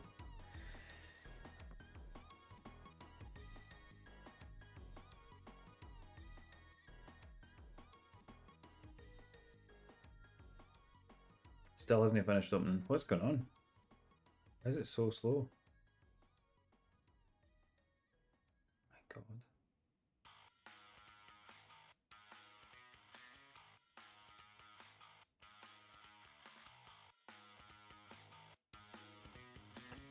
Where is it? What's it doing?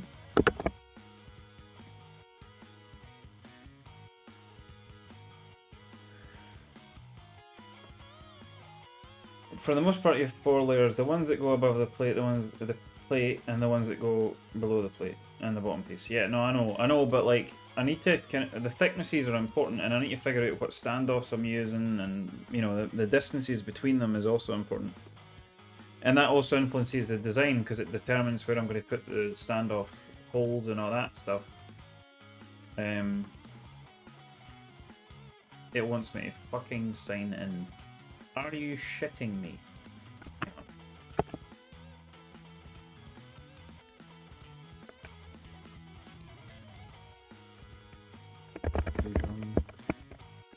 Oh. Copy username and password. Auto biscuit.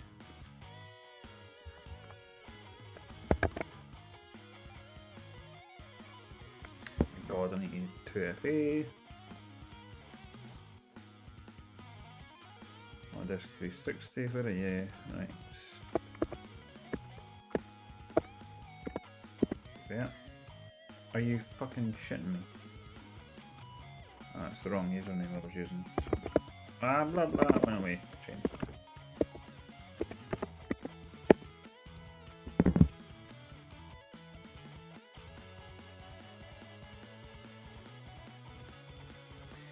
But yeah, I mean, there's a 3D cutter. That's a 3D cutter, fuck me. A laser cutter. And there is what I believe looks like stacked... not stacked, Jesus Christ. Acrylic sheets. I don't have my calipers with me though. Because I wasn't expecting this was going to be an option.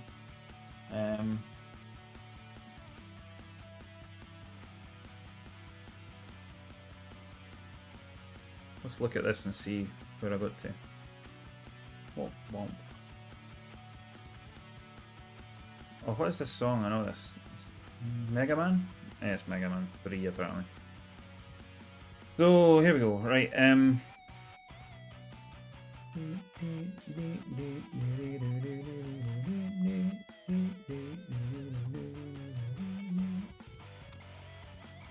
So Oh, near.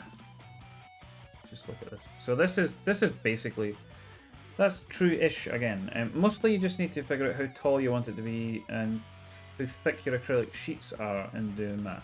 Find the hardware might determine height for you. Yeah, exactly. But like, if I try and get something cut tomorrow, it's going to be a bit of like flying by the seat of my pants because I don't yet have standoffs that I'm deciding. I don't know the thickness of the acrylic. I'm just going to have to use whatever they have. So yeah, but I mean, I kind of feel like I should because like it's right there. Like I don't think I even have to pay money. I think it's literally just free access to a thing for like it's like the hacker spaces or like maker spaces anniversary. So they're doing like a everyone come and make stuff and play with the machines kind of day. Which we found out about today. And I'm already here, so like I can't bring stuff over because I'm here now. Oh, what do you think? Fuck it. Did we just fucking try this? Are you game? You want to help me figure this shit out? So my standoffs would go here for the sake of evenness of force distribution, basically. I think I'm happy with that. You know what? Fuck it. Do we just do this? Fuck it, I'm doing it. Let's try and see if I can get something cut tomorrow that I can use. Okay, having glanced at the acrylic sheets, I think they are approximately 4 millimeters. They were relatively thick.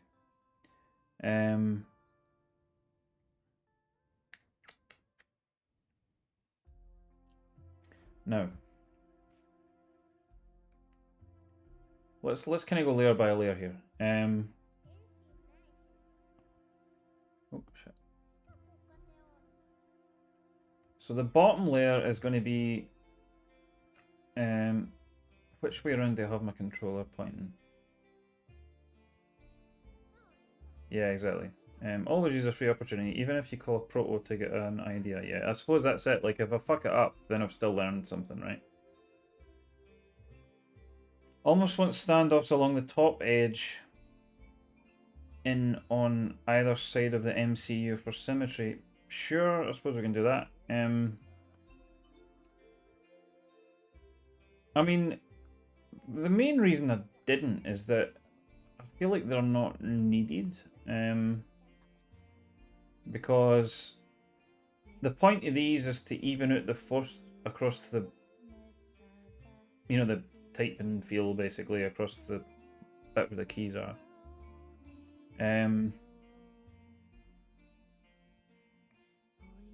The bottom layer is just the outside stroke in the bottom. Yeah, no, exactly. It would just be like the whole thing basically. So like, hang on, I'm trying to remember what keys to use on Mac. So yeah, well, essentially the entire thing, right? Would be extrusion 1. Don't know what that is actually. What is that? I think that is that actually. One sec. Oh yeah, I've already done that actually. So there you go. There's the bottom. So what thickness have I gone with there? I mean that the bottom thickness doesn't really matter. That's immaterial. But if I just measure this,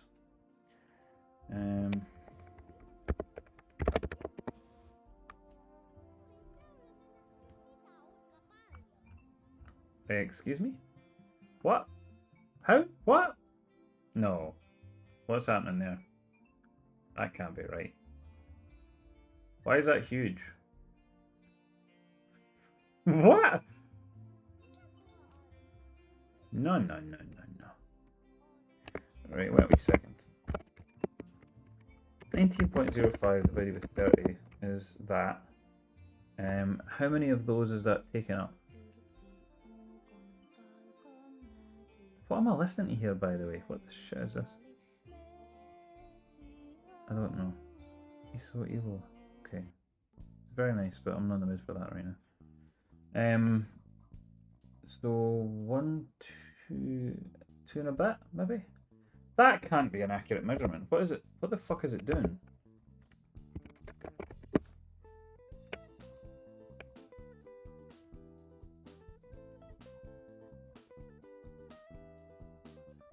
Distance 1.5 is what I think is actually correct. That would make more sense. But again, the bottom layer kind of is a material. Right, so anyway, bottom layer is filled in. Let me just check KiCad to see where I've put the PCB for the MCU. I believe that is pointing that way. It's facing, I think, in the US, I think most plexiglass acrylic sheets are usually 4.5mm or 6mm. Interesting. I bet you they're 4.5mm then. That would make sense. I think the ones I've seen at the space are 4.5mm. Let's work with that, right? Let's go with that assumption for now, and if it isn't true, then whatever. I mean, I'm not going to bother making that a different size because that doesn't matter. It's just the bottom anyway. But what I'm thinking here, though, is I need to know which way up that is. So let's just check. Let's think. STM32 F 401, I think, is one of them. I'm just going to look at the orientation of the pins to make sure I'm getting this right, because I've not got one in my hands next to me because I'm here. I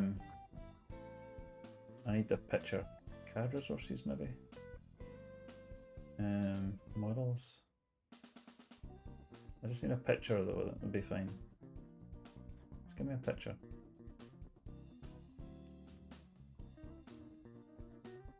There's one. B12 is there. Okay, so it's flipped. I've flipped it over so that the USB socket is on the underside of the PCB. Now, thinking about clearance here.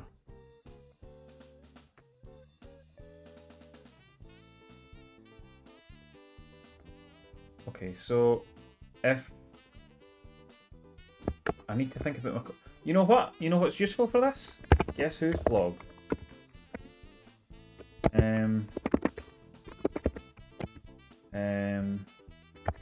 Keyboard, I think. I think he called it like ages ago. He did like a guide. Here we go. Right. This is the kind of thing. This is what I mean by like he's not just contributed this KiCad profile. He's done all sorts of things. Okay. Anatomy of a keyboard. This is the bit. Right, so here we go. Some stuff about profiles and so on. Case and layout, here we go. So this is the clearance we need, basically, more or less. And this is actually similar to, because I measured this myself with calipers, and then I found this after I'd done it on. I was like, oh, okay, I could have just used that. But for the sake of the stream, so you can see what I'm talking about. Plate sits underneath here. The plate should be 1.5mm. Now, I'm not going to be able to cut a plate tomorrow, I don't think. Is that a problem? Nah. I can get a plate done later, and also I could just build it plateless, to be honest, because I'm going to be using 5-pin switches anyway, so why not just build it plateless?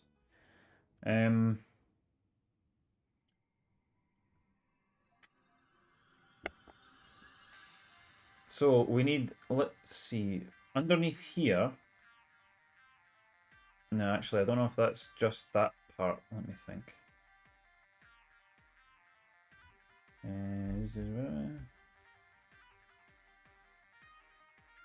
7. I think he'd mean that section alone is 7. I think that would make sense. 7, so like 8.5. Okay. So let's call that 2 acrylic sheets for simplicity. It might be slightly taller than it needs to be, but let's play it safe. So basically 2 sheets for clearance underneath. So let's do that first. And that's more than enough in terms of base for this. So, back to Fusion.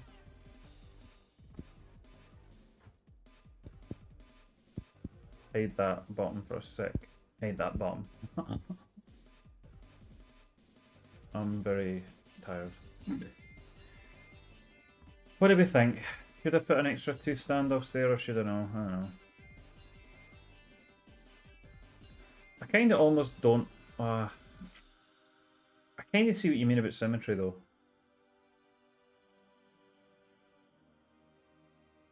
Don't really need it, but it would actually be better though, wouldn't it? Let's be honest. Okay, fuck it, let's do it. Let's then say I like it appearance wise. Yeah, with the extra 2 screw holes. Right, okay. Let's do a quick measure. So measure from. Just make sure that they actually are. Oh no. Oh, see they're no lined up anyway. See, it isn't going to be symmetrical regardless, because that is so that there's support for the thing there, and also. Hang on a second. Refer there to there. Wait a minute. No, what are you doing? What are you doing? What? No, I know I did that for a reason. I currently could not tell you what that reason was. Let's see if we can figure that out. Let's go for there. 7.781. Okay. And for there. There. No, come on now. No. Good. What the fucking shit? Restart selection. Was it for there I did it? To there? 8.881, right? Because that... Maybe I just fucked this up. Maybe I did. I think I might have. How did I manage that? Right, okay, so 8.881. Let's try this one. No, that is right. 8.881. Okay, right, okay, fine. So that is correct. Oh, yeah, no, that's deliberate, because if you look at these ones, they'll be the same. 6.97, right? And the reason for that is that there is centered to the corner, right? Like this, across this diagonal axis, that's centered. This one, if you made that the same across the bottom, like leveled that horizontally, then this needs to be skipped. I cannot listen to this shit right now. Fuck off. Better.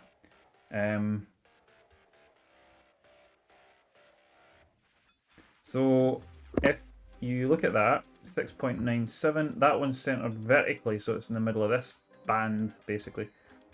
I think same again there. So that's the question, I suppose. Where would you put... I suppose you'd offset it the same amount for the edge. So for the edge...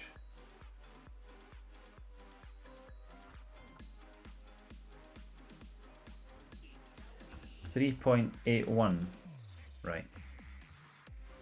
Which is equivalent to, actually... See if you look at the grid. 1, 2, 3, 4, 5, 6, right? 6 grid spots, which is 19.05 divided by 30 times, did I just say 6? 1, 2, I think I did. 3.81 mil. There you go. So, let's think. Is that on the grid as well? It is.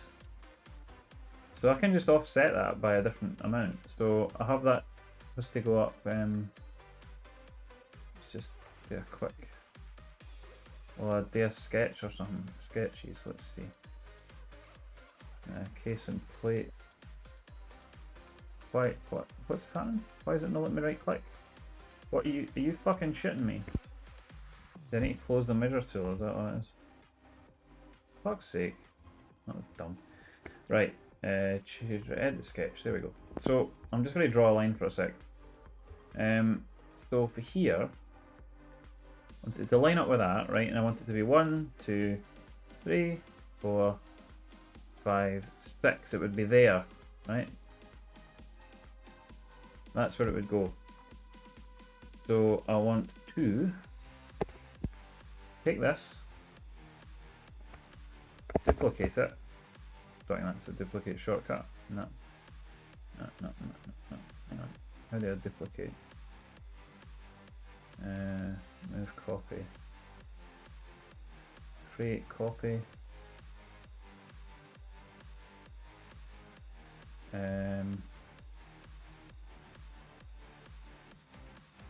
I want to move it up that way. Oh no, it's moving the whole fucking sketch. Jesus Christ.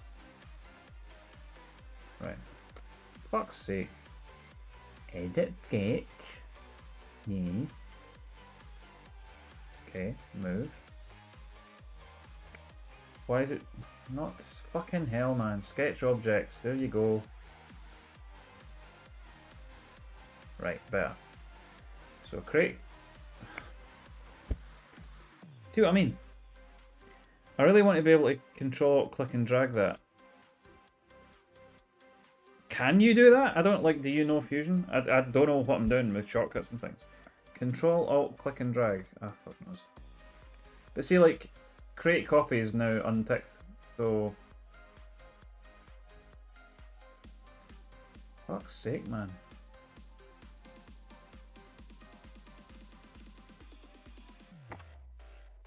That's Illustrator. Why the shitting fuck? Components? No, that's not right. Faces? Nah, because that's going to be the whole... No.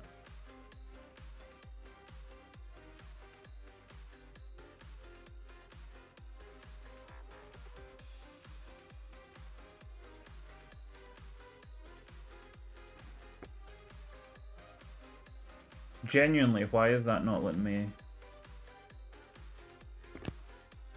I just want to fucking... Well, I just redraw it, because I can just draw another one. What's the diameter to be again? 2.2 mil. I think that's M2, isn't it? That's the other thing, like, the holes might be the wrong sizes, or like I might be conceptualizing the way the standoffs is going to work wrong. The layer locked? I don't think so, no. 2.2. No, I don't think so.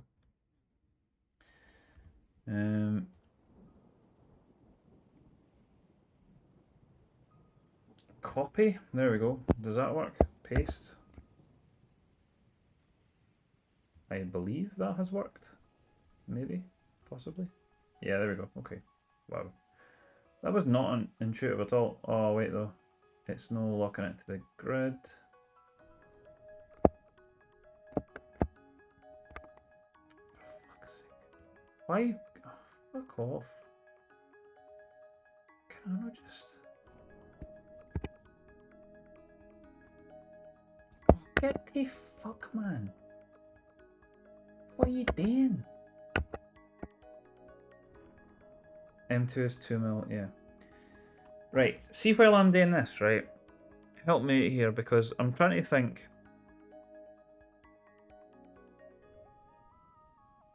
Like, between each layer of acrylic, I need to figure out exactly what I'm doing. Where the standoffs are going, like where there might need to be, like on different layers of acrylic, am I going to need different sizes of hole to accommodate standoffs, or do the standoffs only go in between, you know what I mean? All that stuff, because that's the stuff I was kind of struggling, because I've never built one of these before. I've never even got somebody else's stacked acrylic kit and built it to see how they structure it, because I genuinely don't care. Like, it's just not something I've had interest in. And the only reason I'm doing this is to try a specific couple of things. So if you know a bit about this, by all means, like, just, you're not condescending in any way. Right. So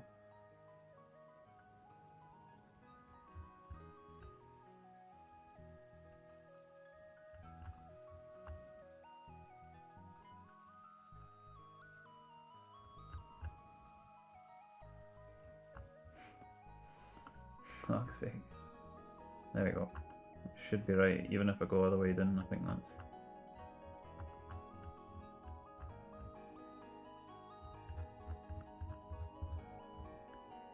Unless what I could do is, can I lock it to?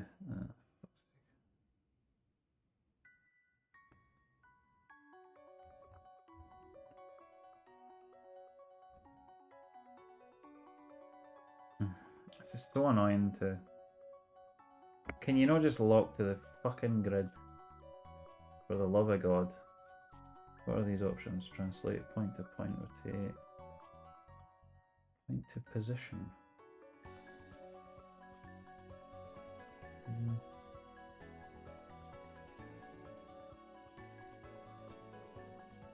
Is it want me to? Oh, fuck no, that's not very helpful. Point to point? Again, it's just ignoring the grid. Origin point there. Target point. See, I want the grid, but I can't. Fuck's sake. That's useless to me.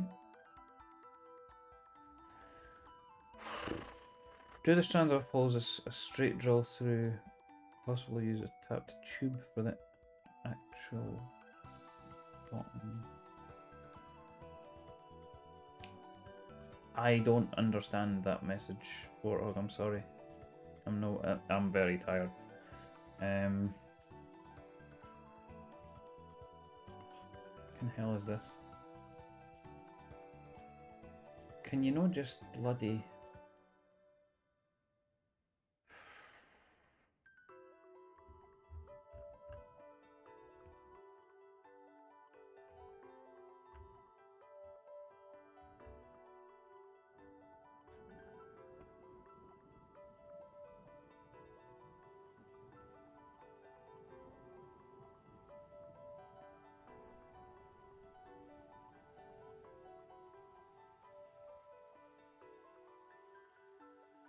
It just isn't happening, is it?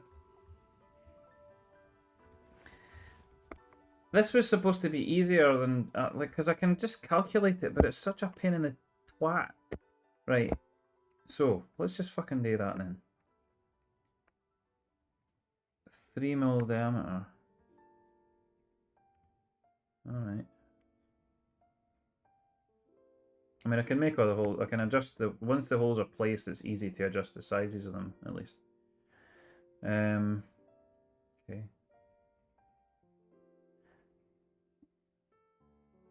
Yeah, outer diameter 3mm. Suppose the thing is though, right, do I want them to go through the acrylic sheets or do I not? Yeah. You know what I mean though, like, are these to go like in between the layers of acrylic? Or are they to go also through the layers of acrylic? That's the thing. Or like, in some places did they go through, in some places, you know, that's the thing. Anyway, forget that for a second because I want to line these bloody holes up. I don't even need to do this part. This is I'm blaming you, Sinvec, but I think this is better. They do go through the sheets, right? And I'm definitely going to adjust every single hole then, and I'll adjust on the PCB before I get that fab. So let's just quickly work this out. Can I like draw a line to count this or something? Make it easier. Okay.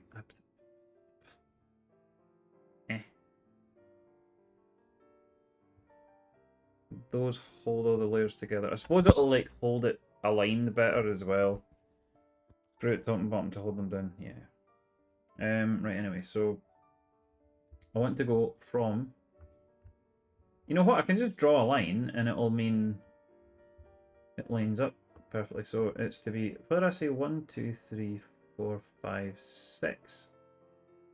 I think was where I wanted it to go. So 17.145 is my offset. Right?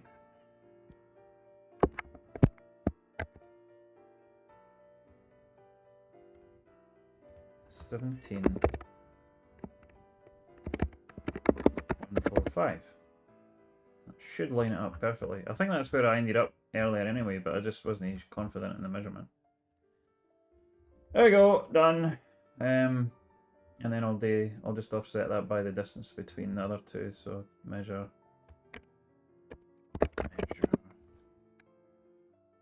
from 0 to 0. No, but that's not doing it to the center. Oh no, it is, it is, it is. 95.25, okay. So we'll do a... Close that.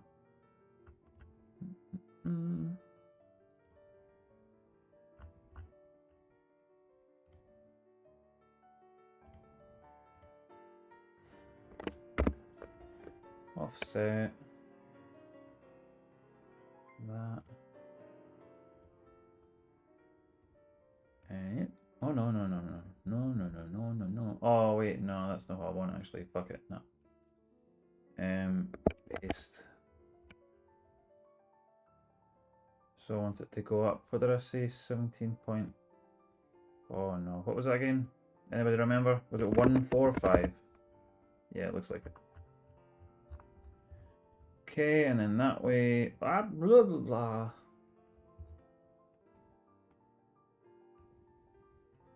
Oh, shit. Do you remember that other number I just said? Fuck. Forgot already.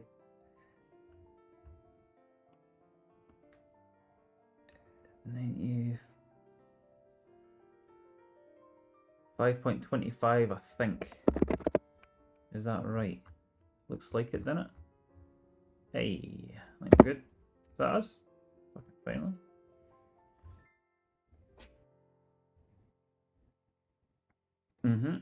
That looks right to me. Measure. To there, to there. 17.145, and there's no variance in the...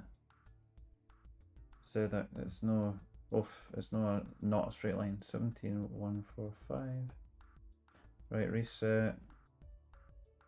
Check for there again. I think it is 19.5. Yep. And then measure again. That should be it, I think. Hey, we're good. We're good. We're good. We're good. Finish sketch. Save that. Extra.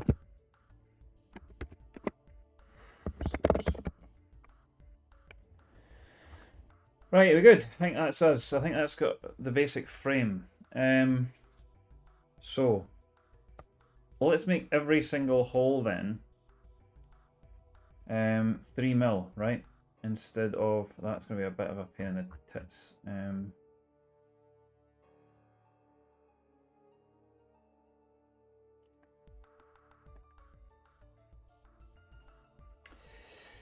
Flush bottom screw and top screw as well, with the middle plates being, yeah, diameter. See, the problem is, right, it's going to be very difficult to make things flush and so on, because I can't precisely measure this because I genuinely don't know the exact thicknesses of the acrylic sheets, so it's going to have to be like, use what I have and see how it works out.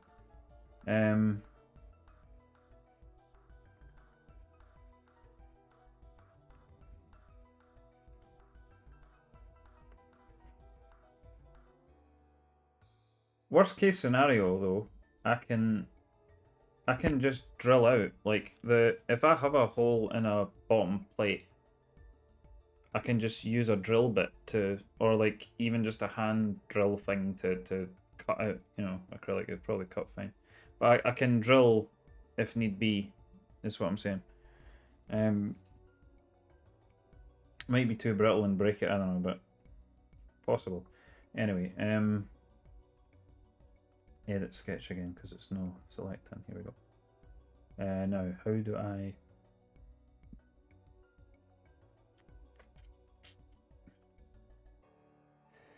I want to edit the size of this.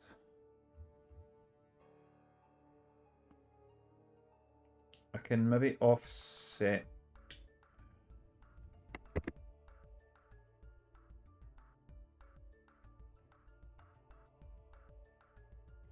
Nah, hang on. It actually might be easier just to draw another circle. It probably is. Yeah, let's do that. Fuck it. So 3 mil.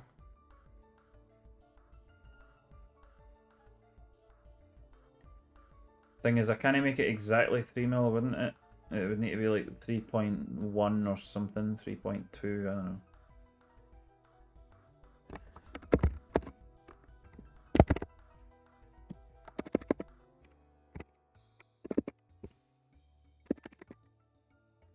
What do you think?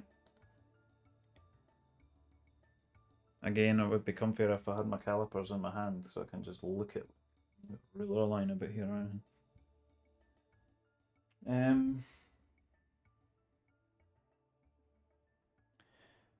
Just diameter. So I think 3 point, so like 0.1 of variance on each side. 3.2, I think. I'll go with 3.2.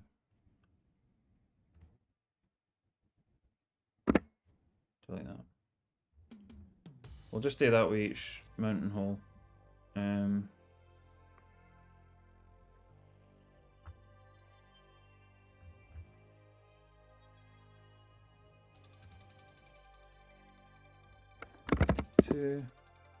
I've just noticed that snow on the grid, but I think that might be deliberate.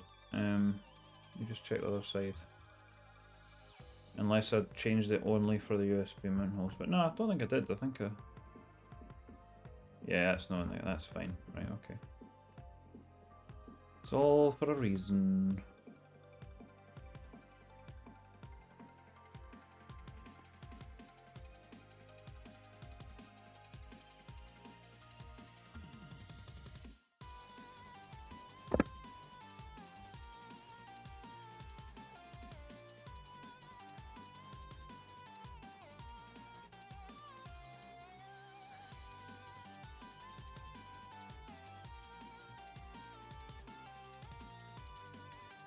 I'm just trying to think here, like...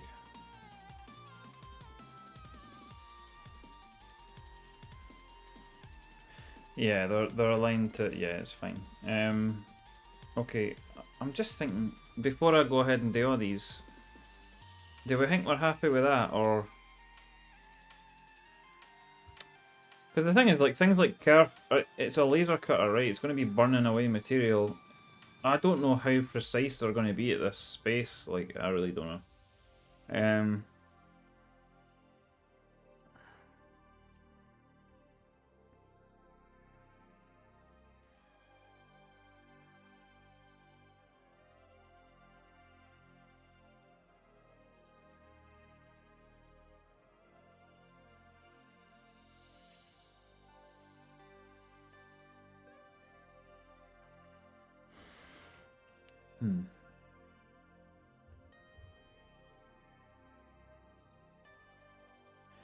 No, I know. You can always take material away but not add it.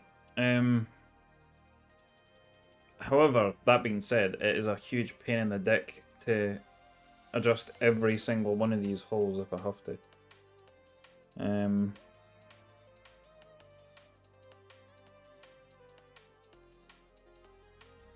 Like, should I just go for 3.1 or something? I mean, it's such a tiny variance though.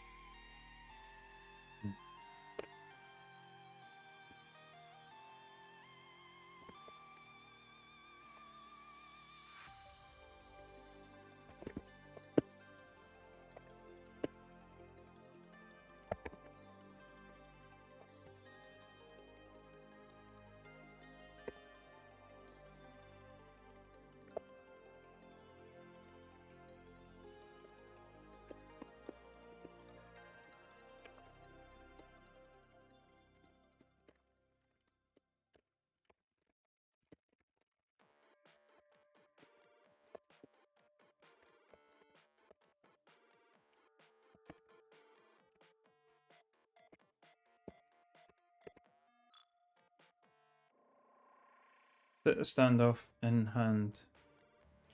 Based on some giggling, most laser cutters are accurate within 0.00, right, 0.00254 mil.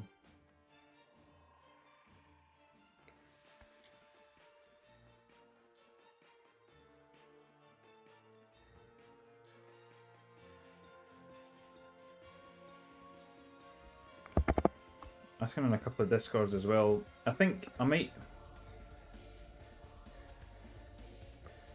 I'm tempted to go for somewhere in between like 3.1 mil or something because it's like I don't want there to be too much play in it, and it'll wobble around. But I really don't want to have to adjust every individual standoff either. So I don't really know what a sensible. But let me just quickly fire out the same question on a couple of Discords and see what people come back with. Let me spec.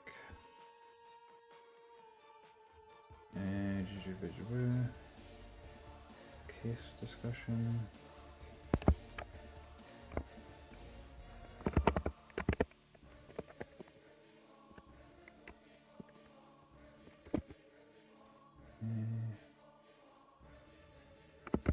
Empty standoffs.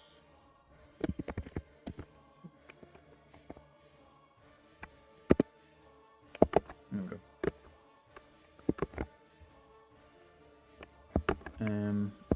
Just to get some opinions, because this is really like down to the wire. Like, I'm gonna try and make something tomorrow, and if I can get it usable, like try and get as much of it right the first time as possible.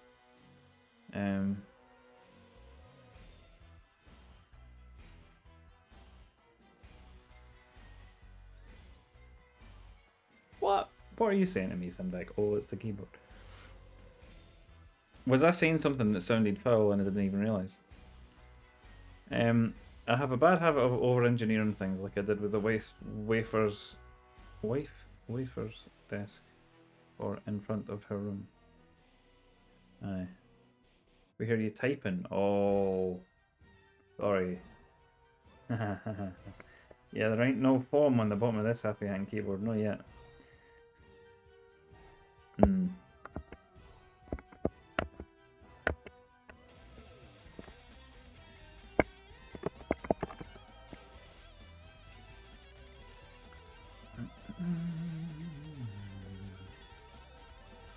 No one is replying so far.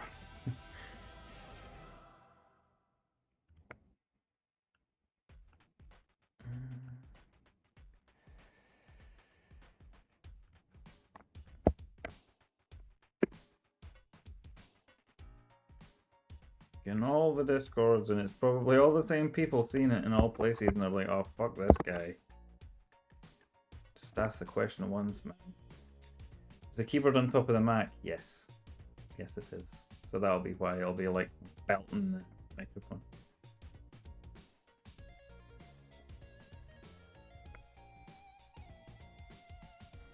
Okay, so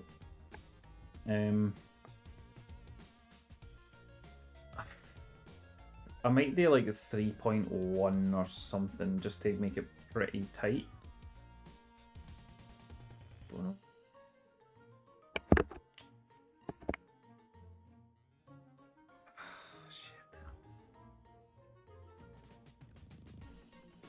Any opinions would be welcome here. Seeing any replies yet? I mean, I only just sent them when I go, but.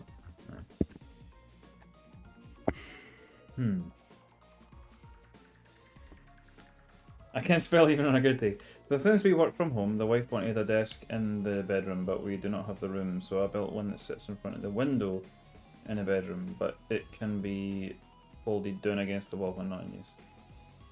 And this Balvenie has gone down smooth, and I am jealous. I wish I'd brought whiskey with me.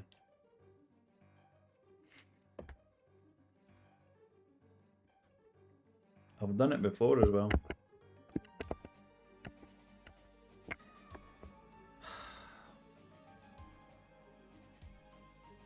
do I stick to that until somebody tells me otherwise, maybe? Because it's still an improvement, right? It will take long to fix if it's wrong.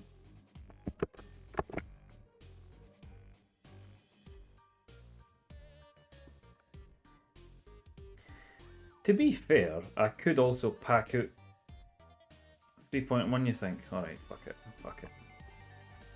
Let's go back. Okay.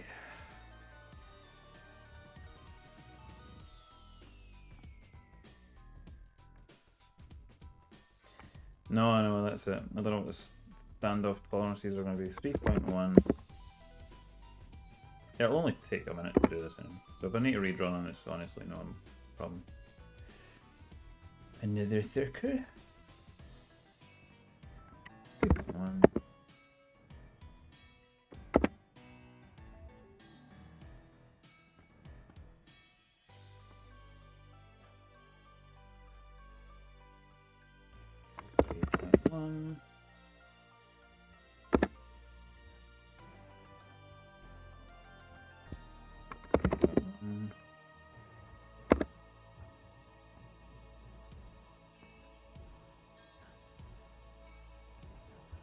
I wish there's probably keyboard shortcuts for like everything I'm doing right now. One.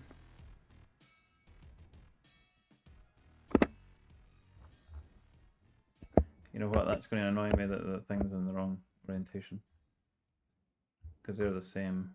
Yeah, go up the way for each one.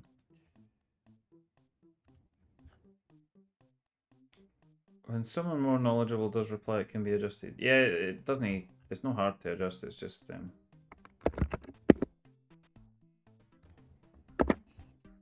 okay.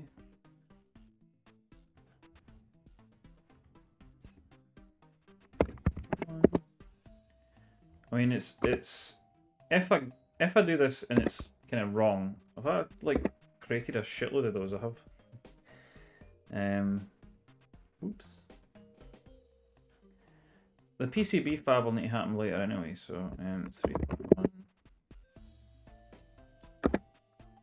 So I can adjust the PCB in a later stream or whatever, or just day it off streaming. It's not that exciting to watch. Although to be fair, actually, I might I probably will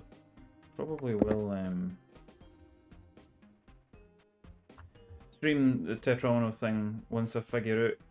What are your thoughts actually? See on the chalk switches and caps and whatever, like, because I could do a PCB that's cross-compatible with the two chalks, but then it means that the grid, I mean that chalk V1s are further apart vertically. But on that same PCB, I can use MX keycaps by putting chalk V2s on it.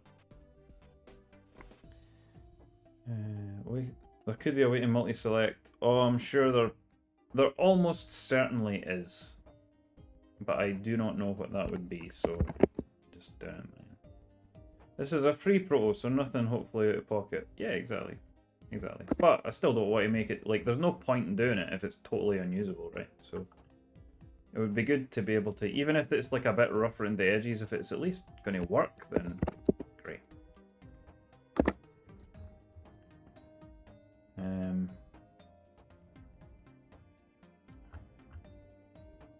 This is an ortho plate, you are correct. Only reason for that is that I've never typed on ortho before and I want to see if I hate it. Have a sneaking suspicion I might. That might be a shut up and come to bed noise. I can hear movement. Could also be a cat, I don't know. Right, is that them all? Have I just done them all? I think I might have. I think I've got them all. Anybody replied? No. No. Still not. Fuck it. I might just go with this. Testing out things for now on the cheaper side to see what I like. Yeah, exactly. Okay, so you shouting at me?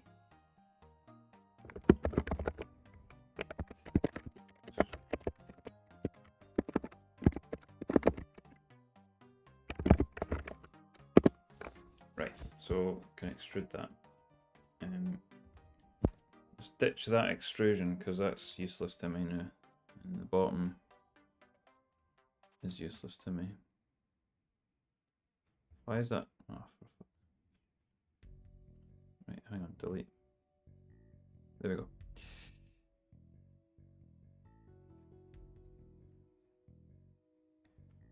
Okay, so select the entire thing. Extrude, I don't remember if it's E. Yes, it is.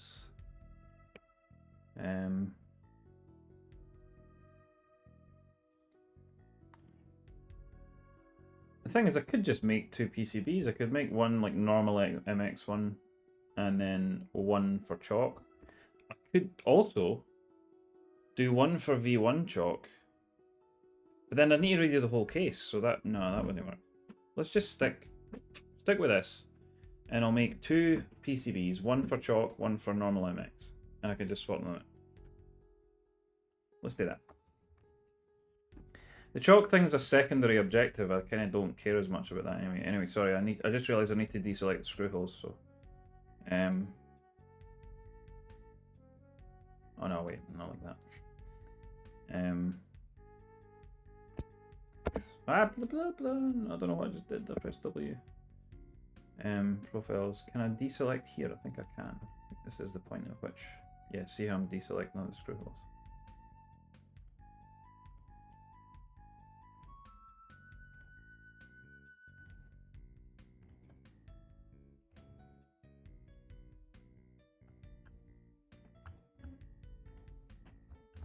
Right, so all but screw holes want to extrude up. Distance, well, we'll call it 4.5 mil, because I think that's how thick they are. Okay.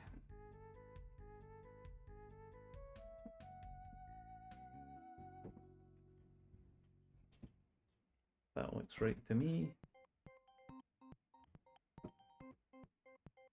There we go, bottom, done. So there's the bottom plate. Is this one right now the top layer? Nah, I'm doing them bottom to top, but I mean, it doesn't really make much difference. I mean, actually, you know what, that would actually be easier. But I mean, I can move them around anyway, can't I? So, let's hide that.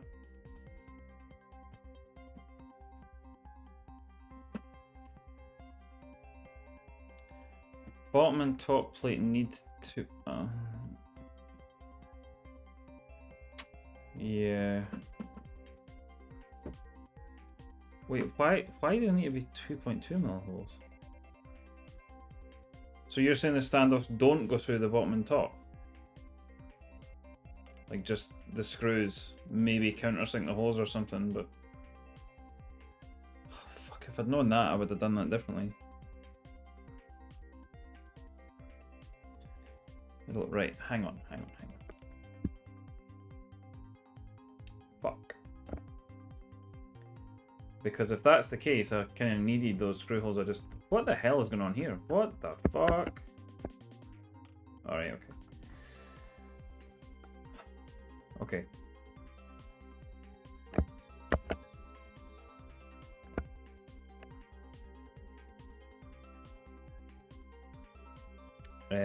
Right, let's think this through. Let's make a new sketch. Like, let's move copy. Sketch. No, I want to copy the whole sketch though.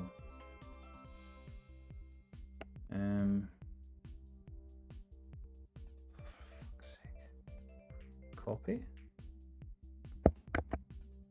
There we go. Right. Let's rename this.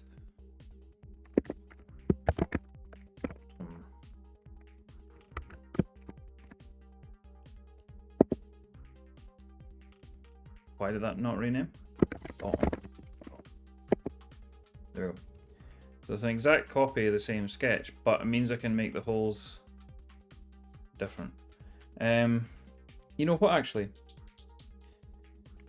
I can cheat a wee bit because if I save this, right? Tetromino 3.1 mil, right? What do we do? I'll sort this later just so they're organized. Done enough thinking this week, but I'm loving this. I'm glad.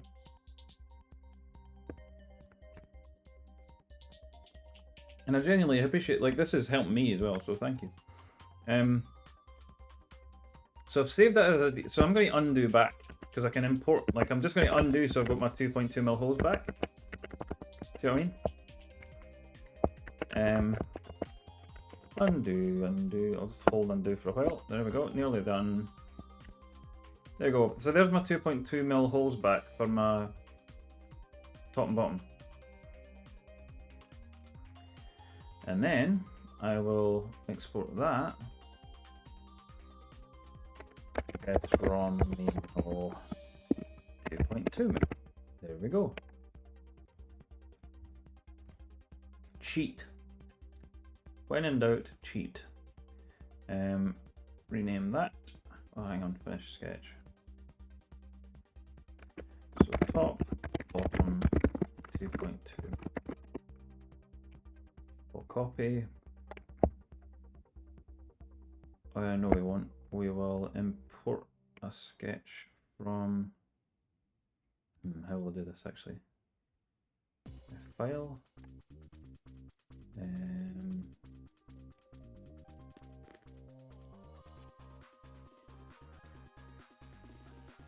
Ah, shit. Maybe I can't import a DXF easily. I don't know.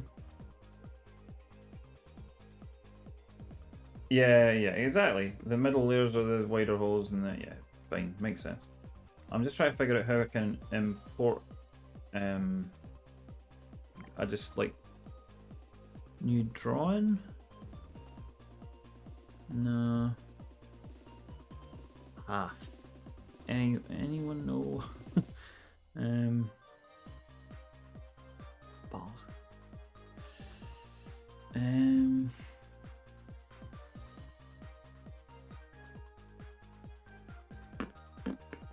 I'll paste first, right? Let me just see. Oh,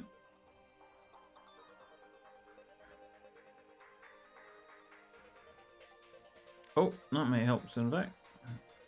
I'm just trying to think, how can I, there must be a way, oh, hang on, insert, that'll be it. Insert DXF, right, okay, so let's delete all of that. Delete the whole thing. What? Okay, hang on.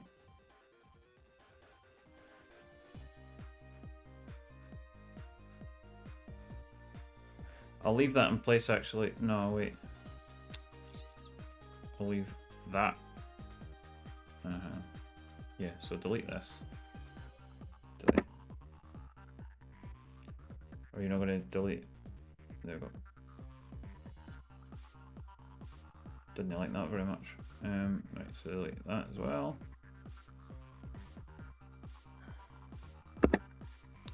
Okay, sketch is still there for alignment, so let's insert DXF. It wants to know where to insert it, I think.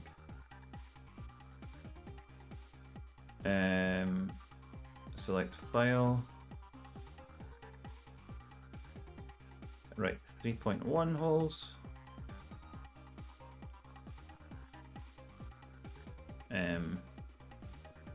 What?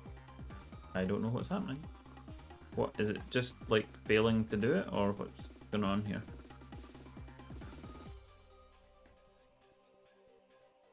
Oh, there we go. Hang on, it's just slow. All right. Well, that's superfluous. So hang on. That's fine. I think that worked, but just. Or did it?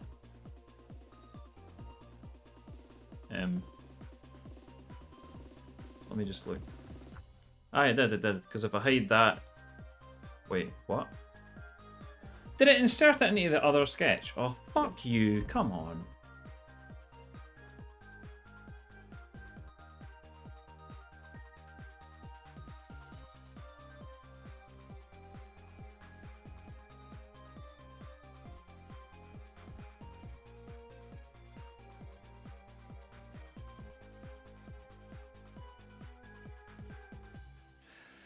For fuck's sake. Insert DXF to there.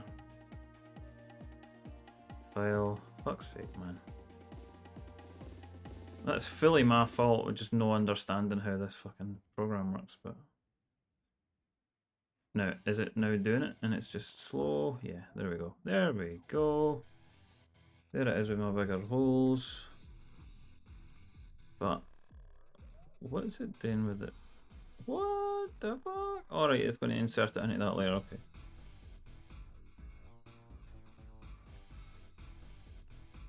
What is it even fucking doing? Right, well, so that is now just empty, so we can ditch that. Delete. Well, layers 3.1.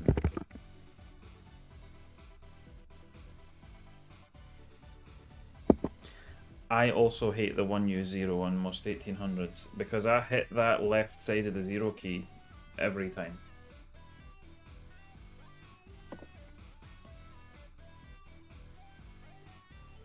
Alright, so there's my 3.1 for my middle layers. There's my 2. Are you shitting me? Why is it inserting that into both fucking... what is it doing? Oh my god. Why?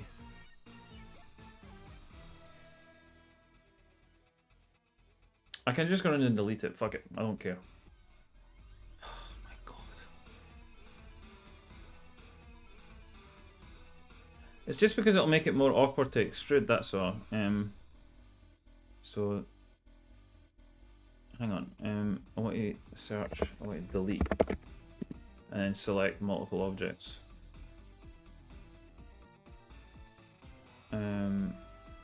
Excuse me. What? What are you doing? Delete. It's like because I had a thing selected, it's no letting me do multiple selections. Hello? No. Come on, man. If I'm going to manually select every fucking... oh, whatever. Okay, I'll just do it. Like, honestly, this... things designed to make things go quicker are getting in the way here. Like, the problem with software that has to be so advanced, like, has to be able to do so many different things. In order for it to be powerful, it has to, in some way, be complicated as well. And when you're not skilled with said software, that complexity makes it much harder to use and makes things last fucking ages longer than they should.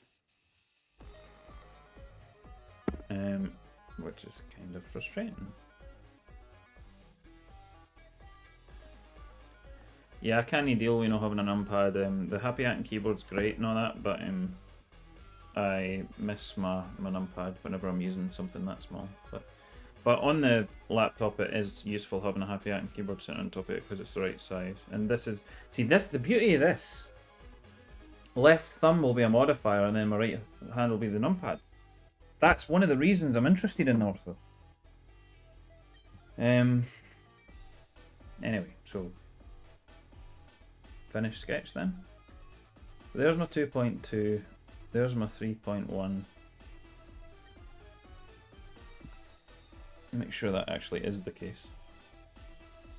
And it is. Good. Right, top and bottom. Here we go. Let's extrude then. Ditch that. So full thing. Extrude. Deselect the holes.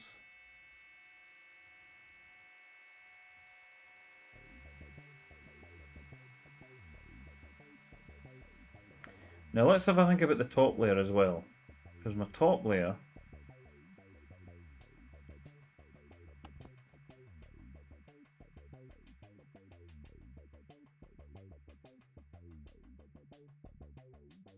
Right. Let me logic this out.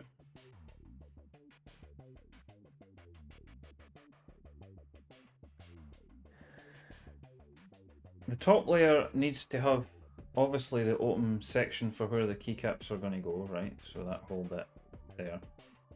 And obviously minus every keycap space.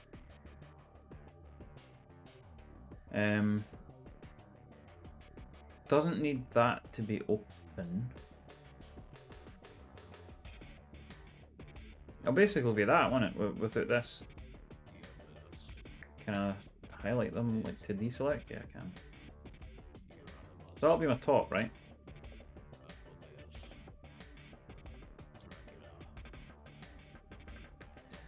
That is indeed the top layer. USB socket will need to go underneath, but we'll deal with that in a minute. Right, so okay, top. Extrude distance, well, here's where it gets interesting, huh?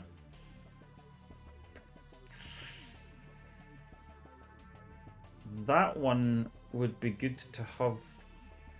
Let's just, for the sake of interest, remind myself as well. Go back to the old. It reselected the plate. Oh, for fuck's sake. That's fine. There we go. Thanks. So yeah, the top part. I think what I did before was I was allowing.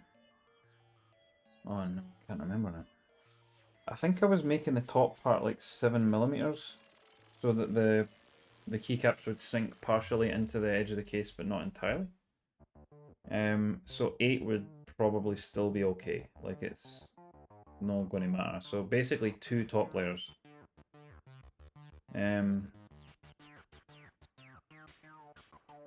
So yeah, let's do that. We'll just call it like 1. Wait, it's not 1mm extra, actually, it's 2 in it, because it's 4.5. If it is 4.5, it might not be, but if it sinks slightly further in, like if the keycaps are slightly more obscured, I don't think I have a problem with that. Like, I'd rather that than they were not obscured enough. So that's fine. Plus, they're going to be high profile keycaps anyway, so. So distance, let's call it like 9mm. Fuck it. Like, this might not necessarily be accurate, but and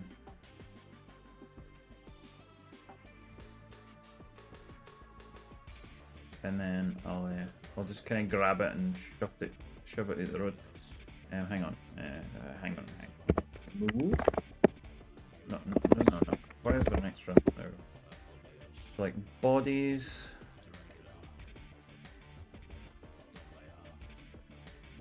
Right, move it up just out the road now. We'll float them back together in a minute, but that'll do. There's my top layer. That would actually be 2 layers, obviously.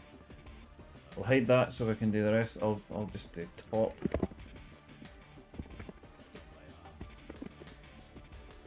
And then we'll extrude the next.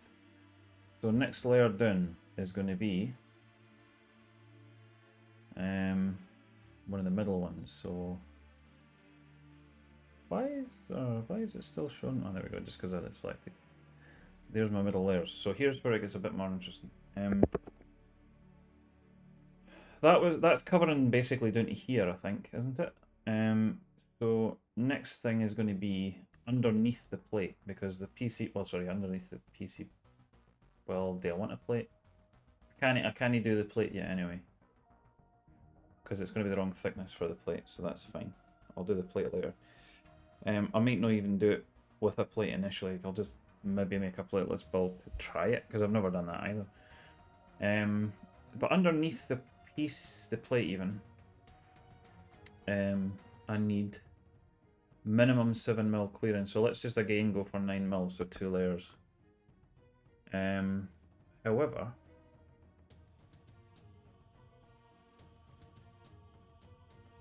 these may need to be different. Well, not need to be, but possibly should be. You know what? Probably not. For simplicity's sake, because I need the clearance for the USB for the controller. I need to have a gap, and I need to have a gap for the USB socket,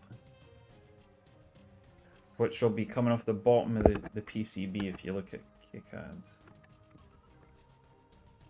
So this here, let's just view 3D.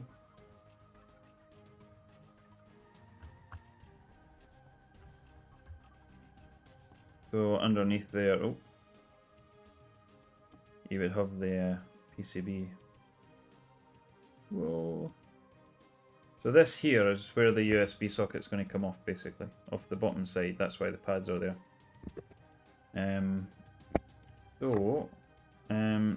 That gap needs to exist on the underside, like underneath the PCB and underneath the plate.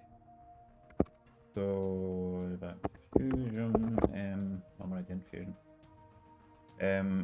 Sorry, I just want to go back to that reference image. So here we go. So the PCB is here. Immediately under the PCB, you're going to have, I would presume. Well, there's an interesting question actually. And this is maybe where we refer back to whatever you posted in the chat earlier. Where the fuck is OBS? There we go. Someone posted earlier, I think it was Sinvec, Canon keys build. Let's look at this. Acrylic layers.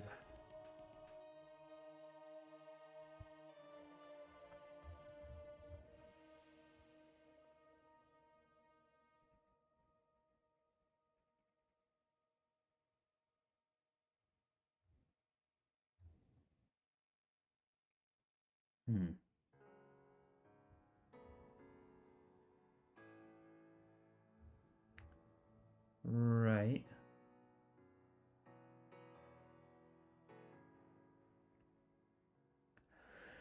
I mean, there is also that. I could just leave the entire thing as gap. And that is actually significantly simpler.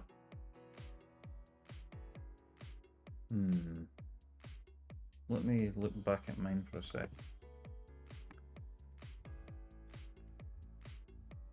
I'm in the wrong window. Oh, that's embarrassing.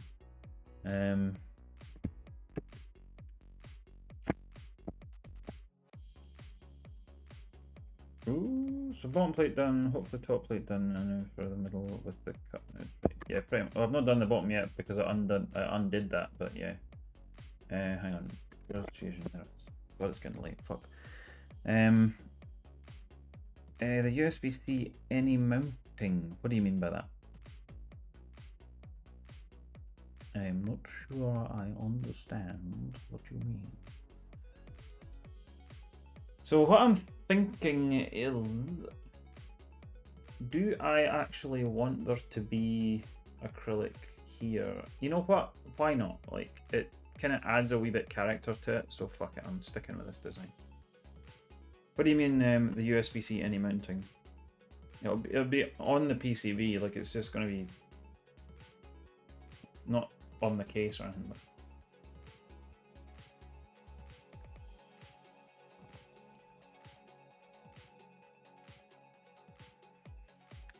I don't know what you mean by how will that connection be held in place, because it's the USB-C socket is directly mounted to the PCB.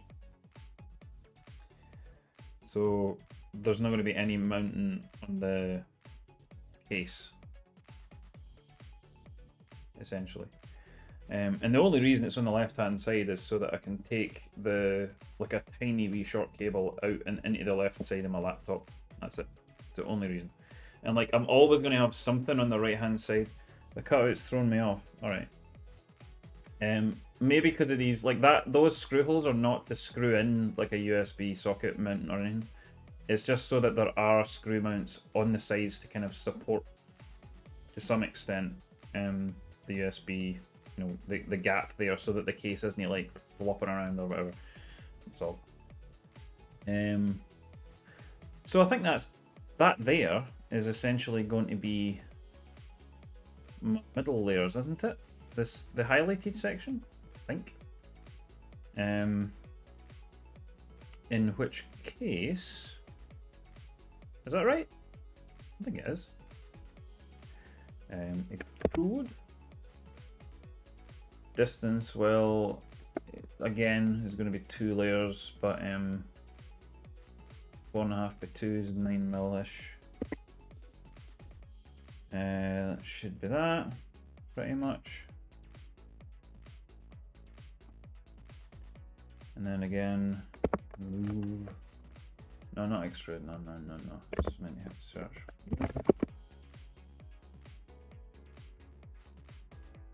Shove that up beside that.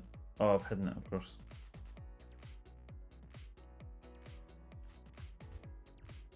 Close enough. Okay. And then bottom. That's it, isn't it? Is that literally all it is? So two tops, 2 middles, and 1 bottom, basically. I think that'll be it, won't it?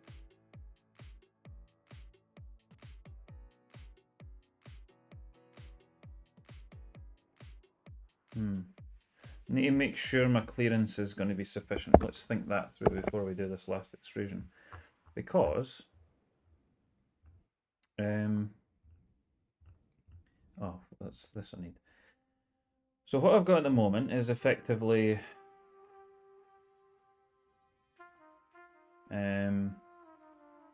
underneath from here, cut some extras, but I think that's all there is. So from there down, I've got 9 mil, 8 to 9 mil of clearance roughly to underneath there. And then on the bottom of that, just the thinnest bit I can get for the bottom, basically. Now, thinking about clearance for the PCB, like the USB-C connector, and also the like the dev board, the controller board, 9 mil is a lot. That should be more than enough, easily. So, it won't be the most elegant. Like, it would actually probably be better to give it less clearance, but fuck it. Who cares? I'm gonna go with this, I think. I'm probably missing something. This seems too simple considering how complicated I was thinking of it being before. But, I don't know, it appears to work fine, so fuck it. Okay, so let's hide those. And then I want to do my bottom one, so top and bottom, unhide that. Reselect the whole thing. Extrude, hide the holes.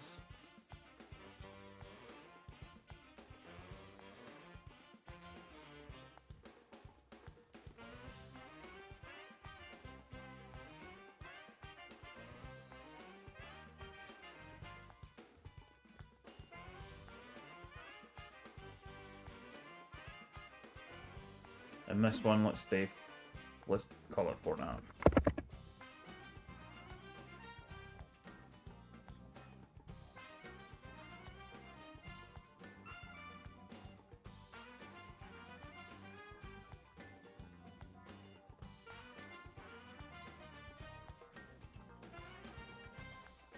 Is that me?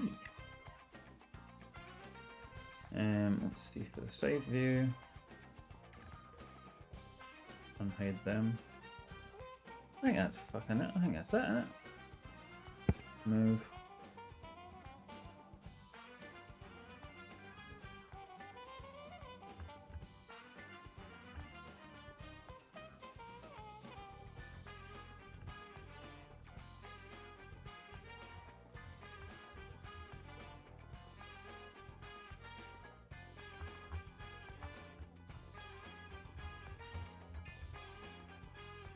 Pretty much that. PCB is currently going edge to edge in the case. It should not sandwich in the acrylic, but only have one extension to go out the USB-C hole. Well, here's the thing. Should according to what? This is a deliberate thing, because like I thought about this and I was like, I could actually mount the whole, like, let's just go to the top view, hang on. So here we go, right? Here's the end result of that. effectively. So there's going to be a plate in there as well, obviously, at some point, I suppose. And that's going to change clearance a bit, because I'm thinking about that for a second, actually. Should I quickly extrude a plate just to kind of conceptualize that? I think I probably should.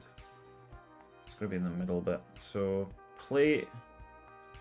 Well, actually, the plate's only going to be that. So... although minus those... it'll need to have an offset to account for this part.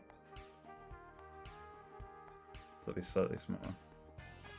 So actually the plate won't affect anything case-wise, will it? Because the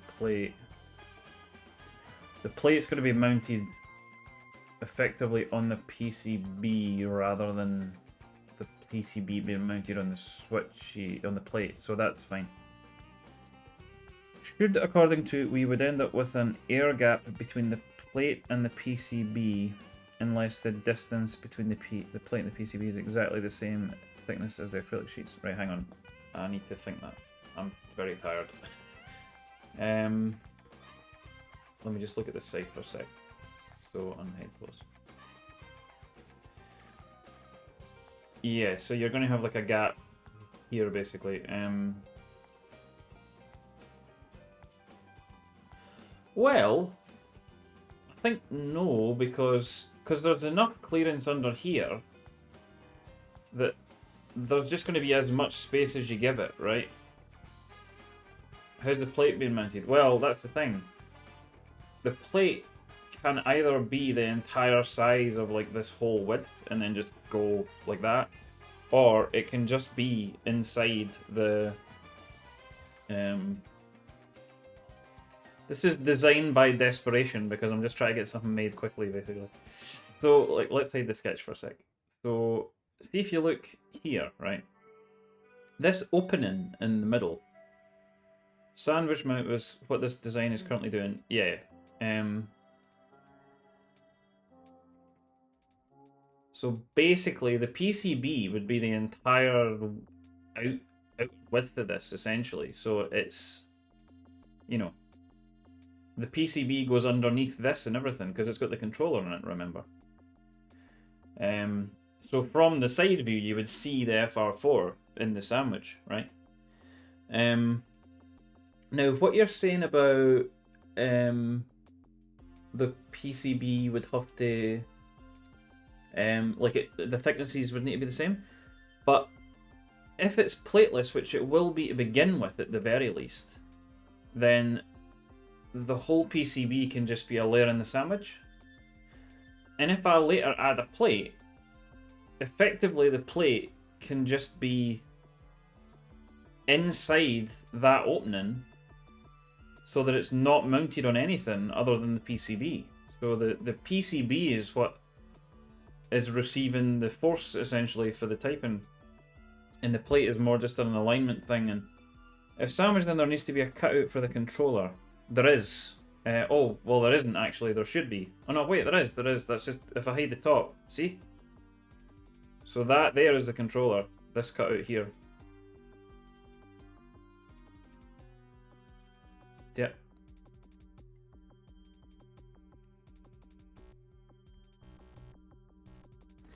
So controller goes in there. That'll be an STM32. It's written on the PCB over here to the USB-C connector. And that is bigger than the controller, correct, yeah. Forgot this was going to be plateless. I mean, it wasn't originally going to be plateless, but I think for now, just because I need to get it out fast, I need to just make it. And also because I want to try plateless, this initially will be plateless. That does not necessarily mean it shall remain plateless, but that might be a challenge I need to just deal with later. But this, I think this should work, right? Like, as I currently have it, at least it may not work with, but I mean, even if I did it with a plate though, like, surely that wouldn't actually matter, would it? Because the plate doesn't necessarily need to be a full layer on the sandwich. The plate can just be inside the opening. Now, admittedly, the plate won't be doing very much if it's inside the opening because most of the force is being received by the PCB anyway. And the plate's kind of just an alignment thing. But I could still have a plate and just maybe be more for like sound and stability reasons more than anything.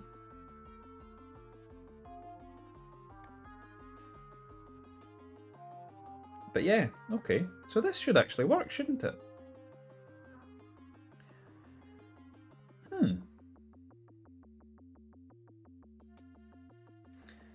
The thing might be finding the right kind of standoffs. I think this is how the 7V works.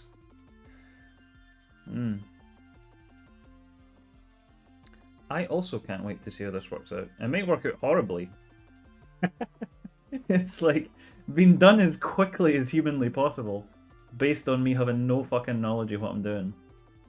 It, by the way, will be angled slightly for typing purposes. Like I'm going to use wee rubber feet on it or something, or actually probably cork to raise the back a wee bit. I feel like this is really tall, is the only thing, but fucking whatever. Whatever.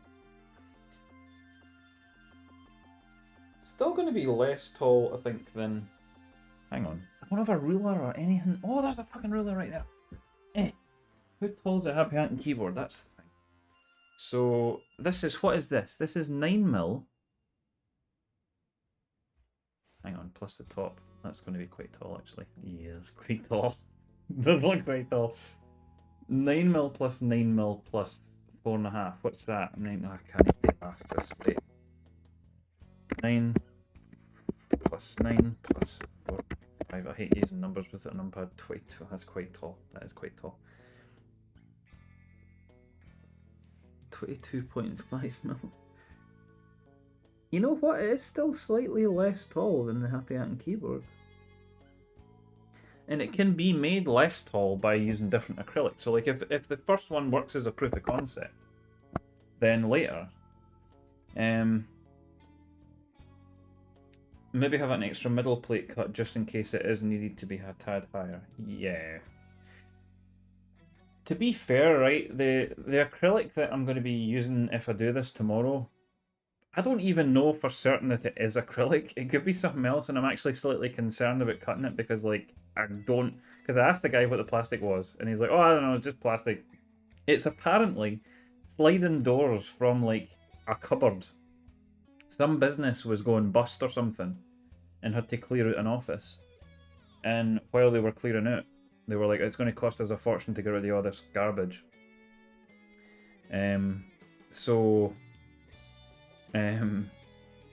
Somebody else came in and were like, well, I mean, just give it to us then. It's fine. And they were like, fair enough. So they kind of ripped it all apart and used like the wood for various things and probably polycarbonate. Laser cutting polycarbonate's still doable though, right? I think. Oh, well, maybe not actually. This might not even be possible, I don't know. I think they have... Maybe this could be 3D printed as well. Polycarbonate can... I have a feeling somebody told me, I think it was Jay from Prototypist, that polycarbonate shouldn't be laser cut, and I don't remember the reason. I don't know if it was just like it burns up, or... The makerspace near me can laser cut polycarb. Okay. Well.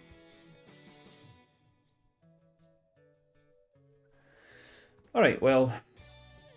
I think we have a functional, in theory, a functional design here. Shouldn't...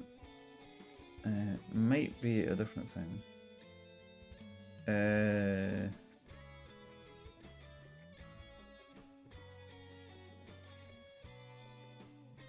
Huh? Well. This has very much been a team effort for what it's worth. I mean, that doesn't look terrible to the left, right? With the cutout, that's not bad. Student might be a different thing. Should versus can. Yeah, that's the thing. Because there's a lot of, like... A lot of plastics release awful, noxious fumes when exposed to a laser. And that wouldn't be good. I don't want to die for a keyboard, especially one that's probably not very good. You know what I mean? Like, this is not worth death.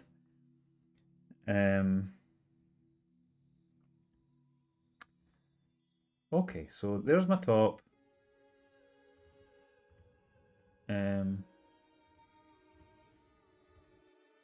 There's my middle with the cutouts.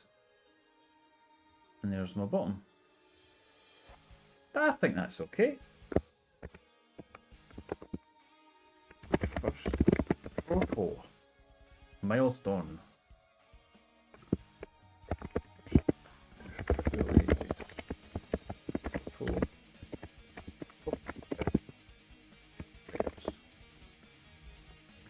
Because I don't actually know if it's 4.5mm. It might even be slightly thinner.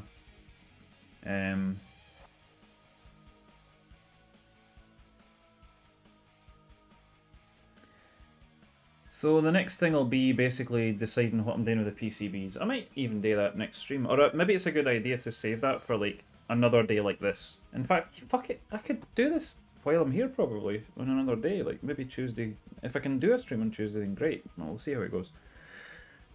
I think what I need to do right now though is probably... So this is viable right now, I think.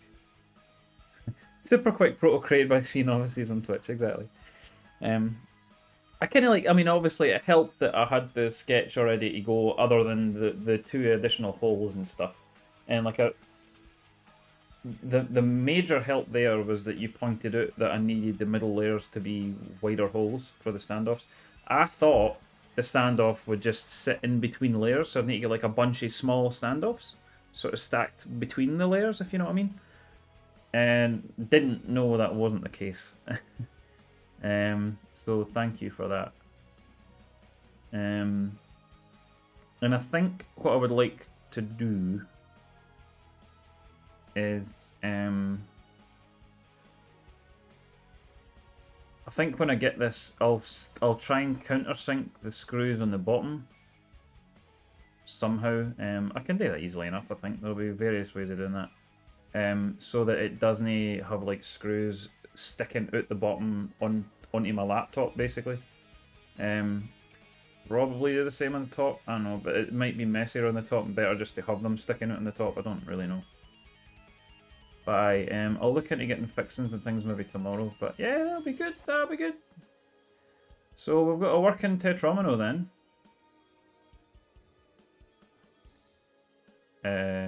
Cancel. Excuse me. See if that fucking just failed to save. I will scream. I think we're fine. No, we're fine. You can do an open air thing with a bottom, a middle and a top, but I assumed you were looking for a more closed finished looking product. Oh, aye. No, I know. One of the main things is that I didn't want to just have open visible standoffs around the edges. Don't want that. I'm quite happy to show the FR4 though. That doesn't bother me at all. Yeah. I'm excited now. This the acrylic, by the way, if it is acrylic, it might be polycarb or something else. I don't think it's clear, so it might well be that I end up with like a weird orange or reddish looking case, which might not be bad. I don't know. But see how it goes. We'll see how it goes. I think that's usable now. So I will let you know what, before I do anything else, let's export other files. Notification, what have you failed to do? Right, here we go. So just before, I'll hide all the bodies, because I just need to hide the bodies, my god. Extrude. Are they not visible? Why are they not visible? Because the things I'm going to need for the laser cutter are actually... It's a proof of concept, colours no export. Yeah, exactly. Especially when the price is free. And I'm still going to donate something, I think, because that would be kind of rude to not. Sketches. Okay, so PCB layer I don't need right now. I'm trying to think of the best way of... Hang on. Oh, there's fusions. Give me notifications. Bloody hell. Right, so for a laser cutter, is it going to be DXF files, I take it? Probably. So...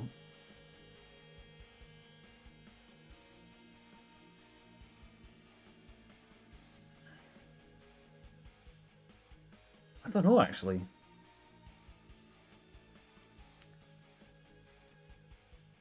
I don't really know what to... Because I'm thinking, like... Yeah, okay, let's... Maybe I should make sketches, like one sketch per bit. So let's just do this logically. Top and bottom. So I'll delete the parts from each, basically, that I don't need, right?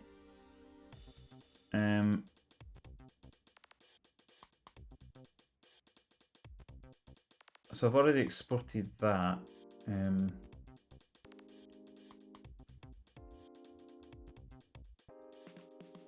So if we do... Let's just delete the sections I don't need. So for the top and bottom, I don't need the cutout, right? So I don't need that. Why are you not deleting? SVG.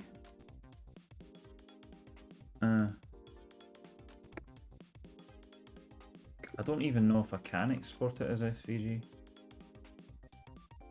Maybe somebody that's there can be like, help me out.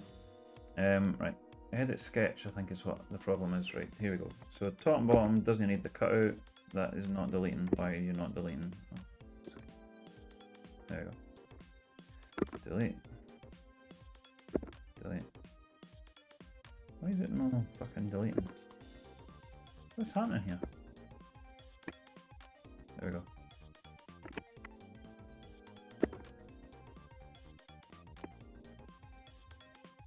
So for the top and bottom, I don't need any of this at all. Excuse me? Fucking excuse me? What are you doing? Are you shitting me? Really? No, that's not what I want. Definitely not what I want. I'll just do it in chunks. Get fucked. Oh my god. Right, fine. Because if I try and scroll while it's right. So delete all of that. Okay, and then delete all of that. Wait, top and bottom. Alright, I'm going to have to make two. One. Export an SVG file in Fusion. I think I might not be able to because it's not Pro though. I think I tried it and I was like, yeah, I can't do this.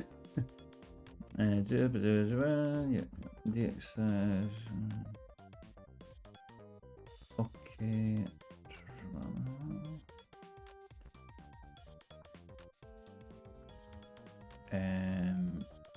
Alright, plugin. Oh! Oh, okay. Shaper utilities. Okay. Okay. Let's try that then. Thank you. Well, I'll finish making this sketch and I'll download that. Right, so is that my top layer then? I think it is. No, wait, I don't need the cutout for that either.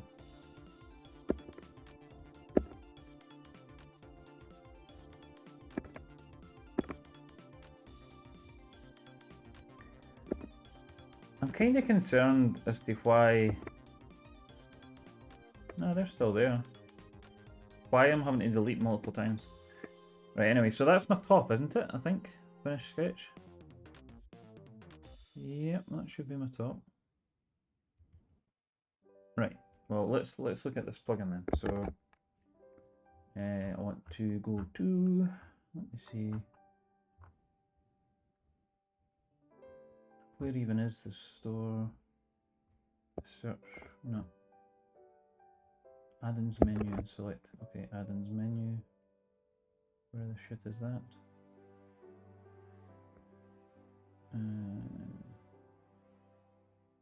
Where is add-ins then? Because it acts like that part's obvious. It is not. Fuck's sake. Utility, no. I genuinely don't know. Here? No.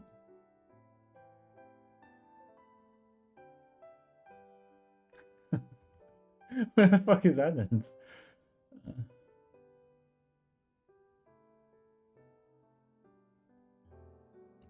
Don't know. Doesn't it look like open select? See, it's like it's over here, but it's not. I think this is maybe an older version of Fusion or something. Insert make add-ins. See, over here, there's nothing. Oh, fuck. Shite. I don't know.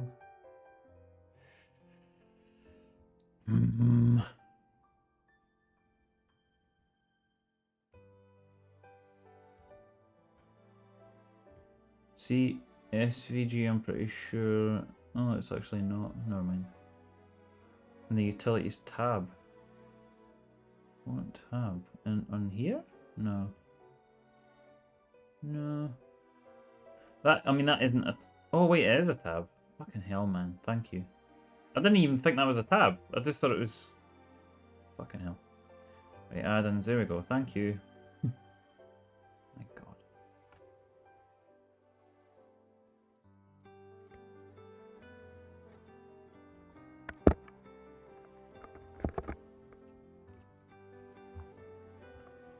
Shaper origin.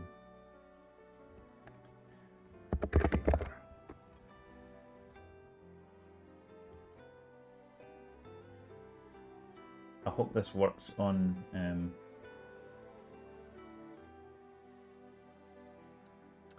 let me move this onto another screen so I don't dox myself.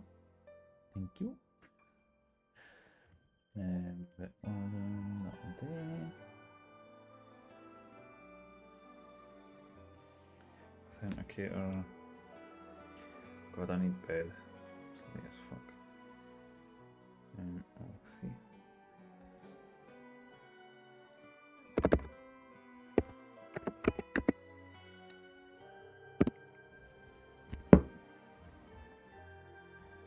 Yes, terms of use, yes, of course. Down all day. No time for this now. Install that.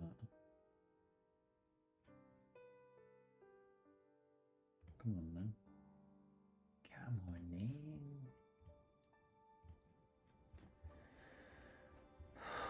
macOS is like, are you sure this is for the big bad internet? Are you sure you want to install the thing from the big bad internet? Yes.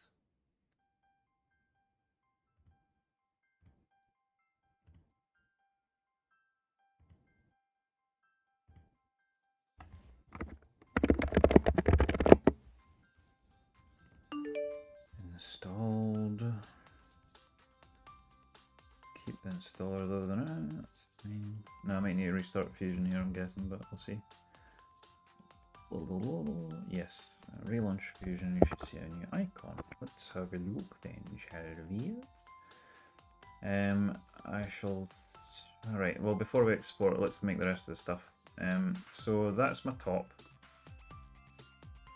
The answer is yes, because everything on the internet's always safe. Yes. Let us call that the edit at the top. No, not edit sketch. Fuck off.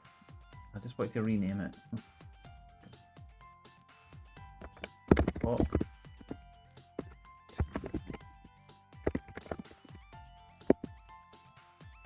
Copy. Paste.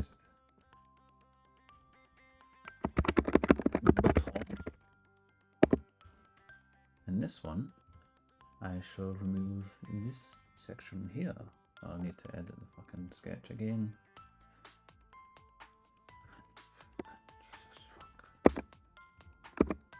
See, it's not deleting, like, I thought I could delete the whole shape, but no. Fucking, that'd be too fucking easy, wouldn't it? That'd be too fucking easy. It's just wanting to make my life awkward. Get rid of these wee stupid corners as well. I don't understand why I want to select and delete twice for everything. What's going on there? Oh, we need to extrude a second top layer cut. Why?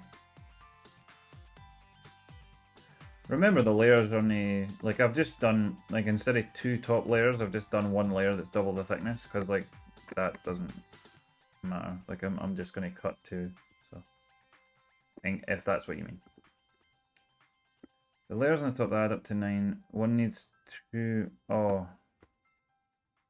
Ah, fucking bastard. Okay.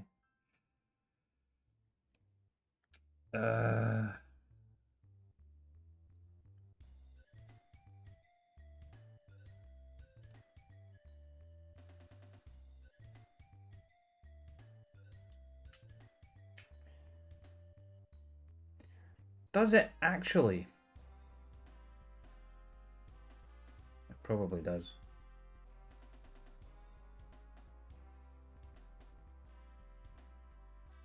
I'm just thinking that through. Would it matter if I just used like a...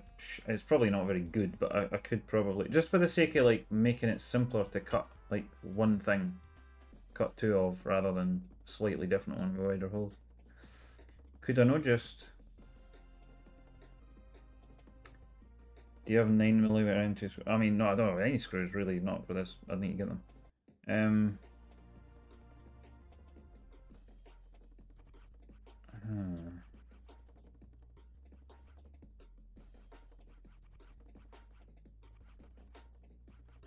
You know what? That's an easy thing. I might not even bother extruding yet.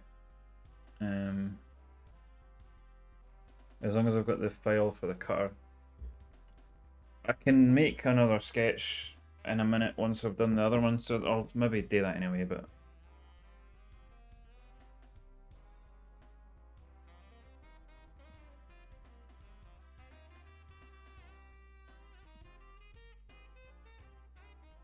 It would be better.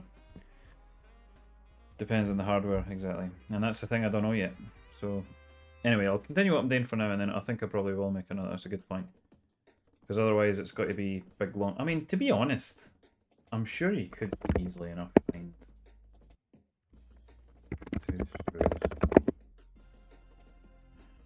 I think you probably could.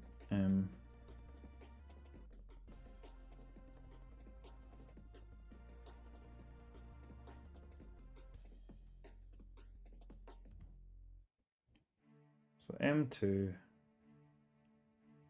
You definitely can get long M2 screws. Like, there's... Look, well, here we go, right? Here's just a random... Not necessarily the ones I would get, like, but... There you go, M2... Length... Fucking 16mm if you want, like... And just shove the...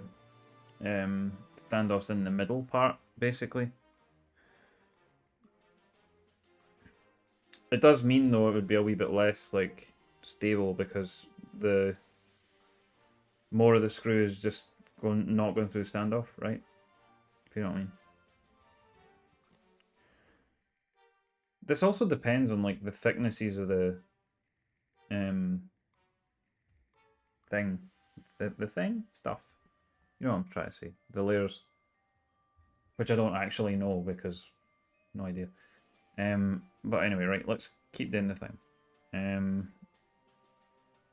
Where the fuck is the thing I was doing? Right, so that's my... What is this? This is the bottom. Let's rename that. Well, is it actually before I go any further? Right, no, wait, let me check these corners. Yes, you have not deleted that yet. Select that, delete, select that again. For some reason, delete. I don't know why there's 2 of everything like that. That's really strange. I don't know what I've done wrong there. Maybe I haven't, maybe that's right, but I don't know why it would be. Unknown plastic material. Exactly. Even if it doesn't quite work, like it's still useful for like trying the fit and the size and all that of things, just to see like how it fits on my laptop, and you know, like there will be some use in it regardless of whether it actually works or not. Right, there's my bottom. So finish that.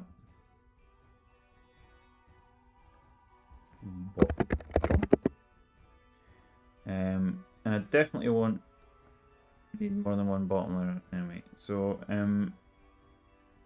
so let's export each of these. Let's make a copy of the top one, maybe. Oh, wait a minute. Why are you... I don't like... Oh, no, that's right, actually, isn't it? Yeah, that's right.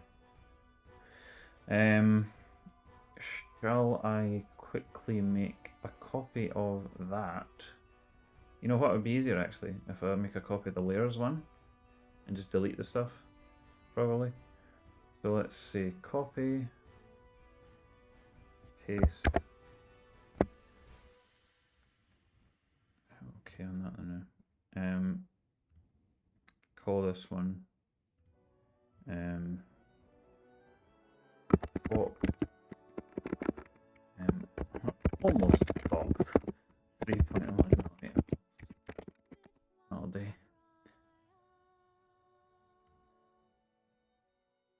I have idea for screws, but won't be liked, and that's a split screw. One set for bottom, one for top. Yeah.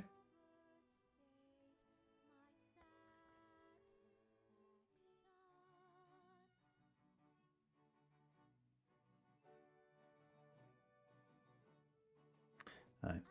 Yeah, exactly. If something's wrong, then it's still a learning experience, right? So whatever. Okay, it's not letting me move that. I don't know why it's letting me drag it and then not moving it anyway, but whatever. Right, so almost top. We want to edit the sketch. And I want to remove all the other stuff, basically. So like, why this? No!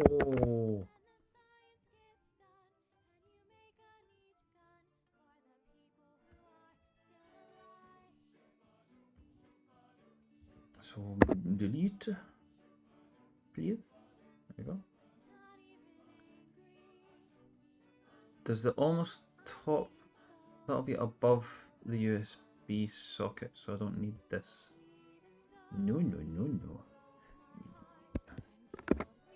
Delete, delete, delete. There we go. Don't need that. Oh, or do we? I'm just thinking. Let's think. What's directly above the PCB? Oh, the switch height anyway, so that's fine. So I don't need that. No, no, wait, wait. I need Still Alive to shut up for a minute. Wait a minute. Do I need a cutout? I think I do, don't I? I need a cutout. This layer does need to be different anyway, because the bit that's immediately above the PCB has its through hole exactly. The legs are going to be sticking up through the PCB. So, yes, so I need that to be kept in, actually. So I still need that. Now, do I also need the USB? Probably. Because that will also be... I think I'm going to leave that in. So...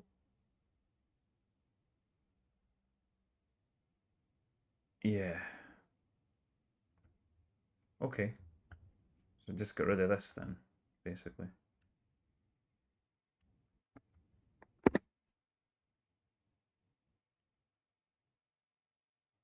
USB-C are usually SMD. Well, it is, but I think there's still, you know, the grounding pegs, basically. Have I got one I could show? Probably not. No, I'm not going to have a PCB line about here, am I?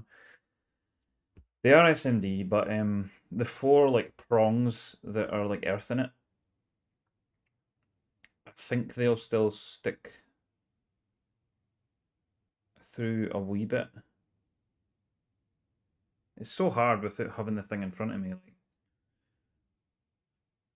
But I suspect. You know what I could also do with this? This could also be a 1.2mm PCB because there's no stabilizers. That may be interesting.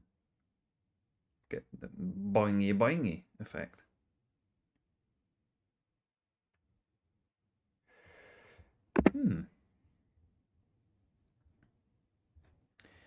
So yeah, like the wee 4 pegs sticking through.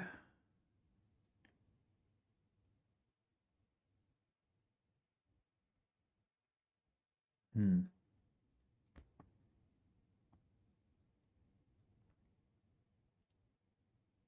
It just means there's going to be like a huge gap in the side for the USB-C, which might look a bit stupid, but better that than like be crammed up against the case, and it's probably worse. Especially if it's only a couple of mil anyway. It's like 4 mil. Yeah, what's that really? Who cares? Ah, fuck it. I'll. I mean, this is all again. I can do another revision later and fix this stuff if it's weird, right?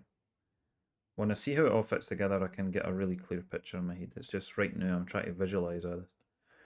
Um, and actually, it would help once I've done this, I can extrude it and actually see it, right? So, um, so has that still got the right hole sizes? I think it will. Um, yeah, it does. So I think I can finish that. So that's me leaving the cutout on the edge.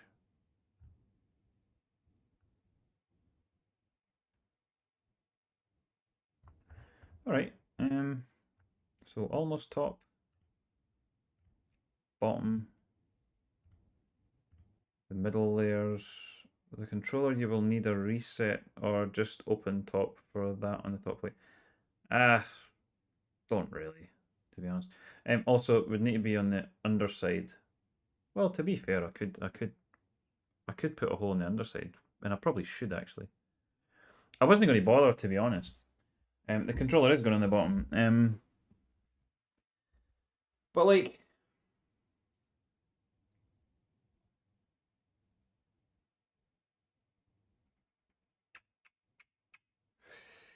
hmm.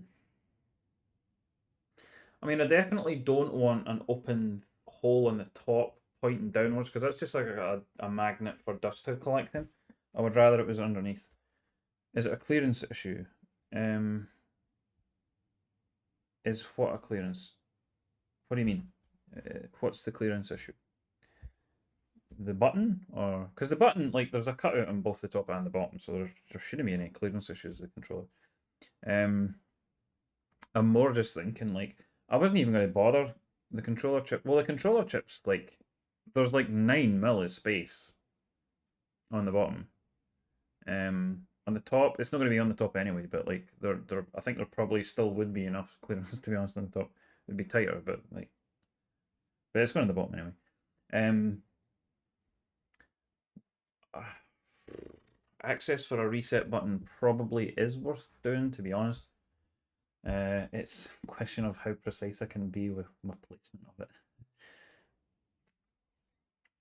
It might be one where I literally drill a hole, like for the first one, because I've not done it before. Like you can program. No, I know that's the thing. You can program a firmware keystroke to reset for flashing, and the MCU is a built-in reset, but you have to open up. No, no, that's the thing. Like I don't honestly think I care that much because although there actually is a switch on these MCUs, this particular ones that I'm using, um, I'm used to building converters where they're fully enclosed in a thing that I don't have access to anyway, and I just put the reset on the firmware. So I don't really think it matters, to be honest. But I mean, it would be kind of cool to have, I suppose. What I might do though is ignore that for this, and if I really decide I want it, drill a hole. I'm thinking more hardware side for clearance as well. No, I don't think there's going to be any issue for clearance with the controller. There shouldn't be, unless I've really fucked this up. Because the cutout is definitely bigger than the controller is, and the switch and everything is like lower than the USB connector is. So the bigger issue isn't the switch; it's the USB port, not port connector on the dev PCB dev board. The reset's built onto the MCU, and we have nothing near the controller on either side. Yeah, that's it. Yeah, there is a reset switch on these MCUs. Well, not on the MCU, but on the, you know what I mean. The MCU is on a host, like a dev board basically, and the dev board, the switch like is lower in terms of clearance. It's lower than the USB socket. Not by much. It's almost the same. They're almost level. But either way, there's a huge cutout, like height wise, so that shouldn't be an issue. If anything, I think I've gone overboard for clearance here, but I would rather that than have to fuck about with it and adjust loads after I've done it. All right, I think I've got all the sketches I need to make SVGs from. So, oh well, actually, I need to remove the plate from that. Let me just make a separate one for the plate for a sec. So copy and like only have the plate. I'll put layers and plate for now because I might just do that differently. What the fuck am there? Excuse me? Why did it not? For fuck's sake. Layers and plate, please. Right? Why did it undo that? I don't know. Anyway, right, so that means from this one I can just eradicate this plate section in the middle. Get the fuck, man. Why is it keeping... I'm clearly not going for that. Right, there we go. So this is the middle sections. So these have definitely got the cutouts. Delete, delete, delete, delete. There we go. And then delete that.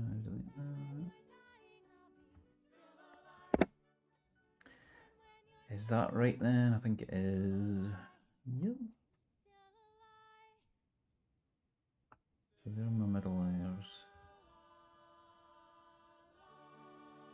Oh, wait a minute. Is my almost top not exactly the fucking same? It fucking is, isn't it? Did I just do that completely unnecessarily? Because the top, the second from top.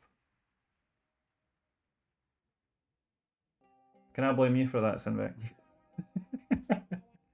You see, you know what I mean? The bit that was going to be on the top is actually the exact same as the middle layers anyway, because it's got the same cutouts. Fuck.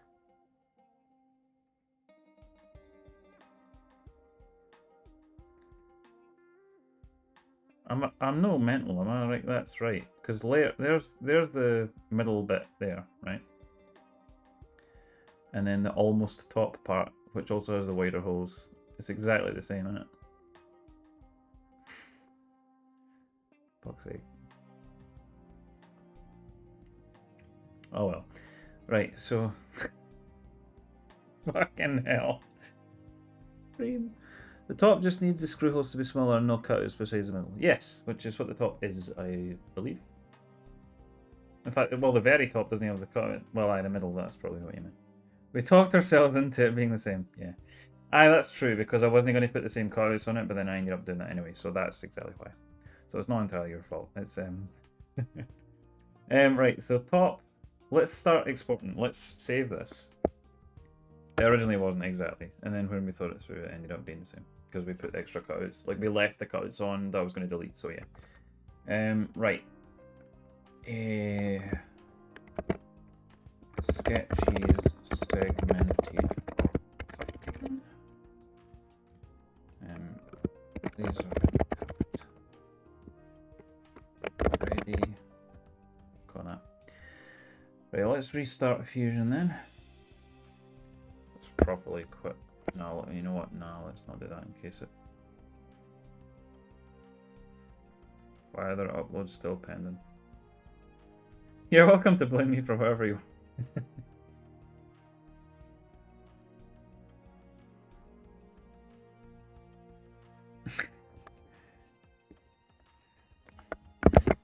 Fusion. Okay, then. Clearly that's what I wanted, but search, never mind.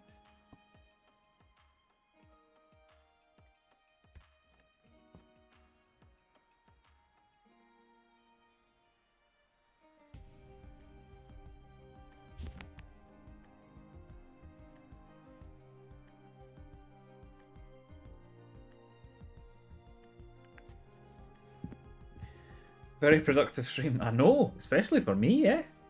Holy shit. This was almost an afterthought as well. I was like, should I just do this? Aye, fuck it. Right, anyway, did that even open, or is it still fucking opening? Fusion doesn't even want to work. It's still opening. This is the only time I have been conscious of the laptop being warm. For a stream that started as fixing audio problems and gabbing, we did do a lot. Yeah, exactly. I wasn't even really expecting this to be a particularly productive one, to be honest. Oh well. I'm glad that it was. It'd be really funny if after all this, because I'm so tired, I've just like missed something really obvious and then go to cut like day all this tomorrow and then I'm like, oh, it doesn't work.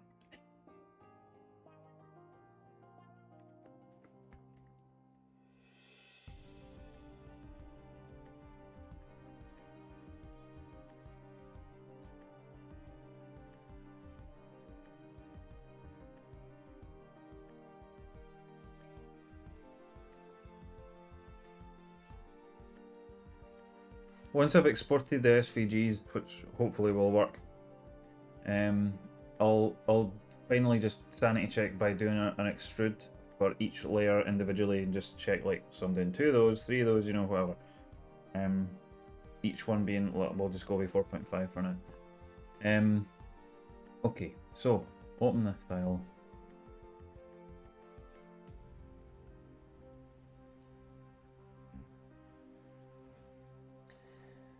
Okay, so, oh, why are you, no, it's bizarre.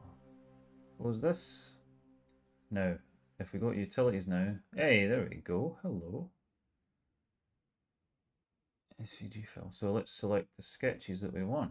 So, top, export to origin, and select a single face. So does that mean that I can't export a sketch? Seems like it. So wanting a body, even though I've got a sketch there, for some reason it wants a body. Don't know why. Well, alright, let's do the extrude first then, I suppose. Right. Do I already have what I need, or do I not? That's the thing, I suppose. Let's see, look at bodies.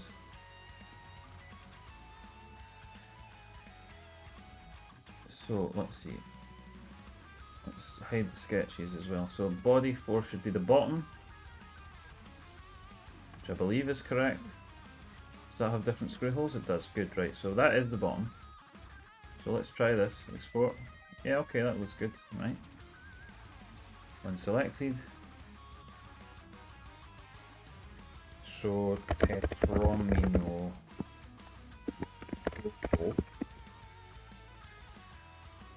Pot.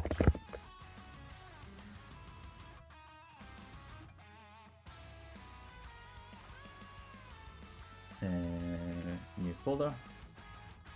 SVG. I'll do it.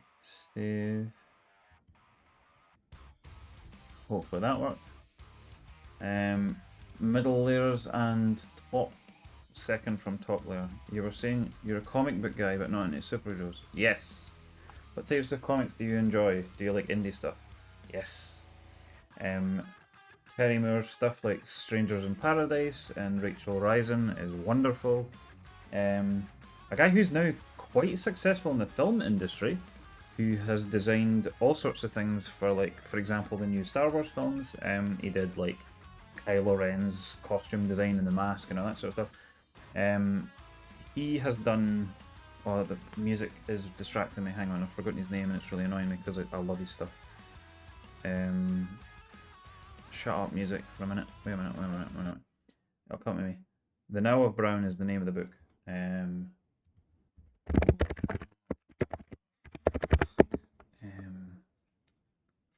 Glenn Dillon. There you go. Glenn Dillon is stuff's beautiful. There is I realize this is a lot of information in one go. There is an English artist who doesn't really do comics much nowadays. She did all sorts of like graphic novels that were fully painted, like watercolor, you know, like the whole thing done like art school style, you know. And fucking amazing. She did one that was called Britain and Brew Lightly.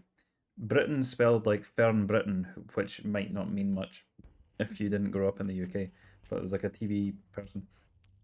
And Brew Lightly with an umlaut it was about the two characters were a sort of PI, like a private detective type, and his partner, with the slight quirk that his partner was a teabag. And I don't mean like a sentient teabag that talked to him. The guy's just off his nut and he just carries a teabag around in his pocket and like treats it like it's his partner. It's really sad. It's like really funny, but also genuinely really sad. And that's a difficult balance to strike, and it fucking nails it. Does the Daily Sun still do the page 3 girl? No.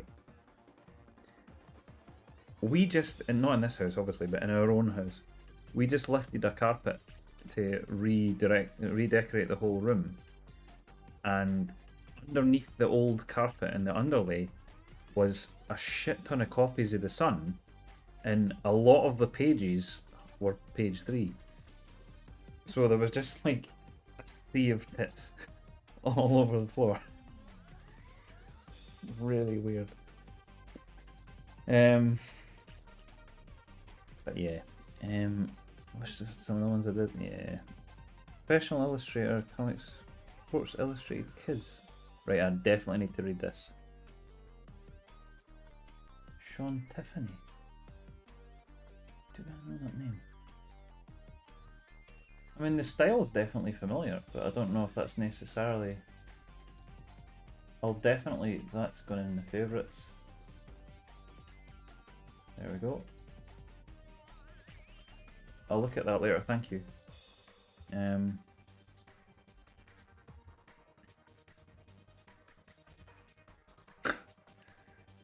Those calendars in the bathroom as a kid. Wow.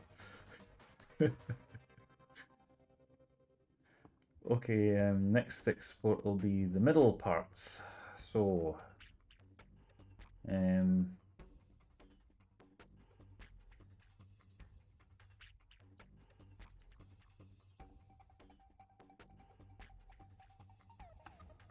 Petromino photo.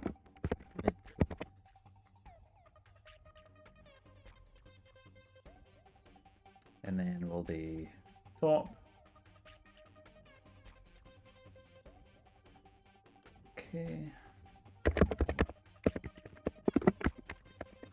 Oh, I think that's it, isn't it? Because this is what I'm aiming for with this, is like as few unique layers as possible so that I can just kind of make multiples, you know. And then we close this, I think.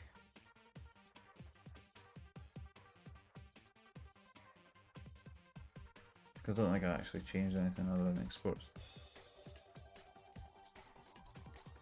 Alright, so I think we're basically ready, aren't we? Oh no, it crashed.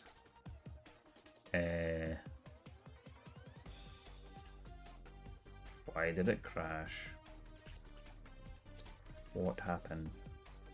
I wonder if I can actually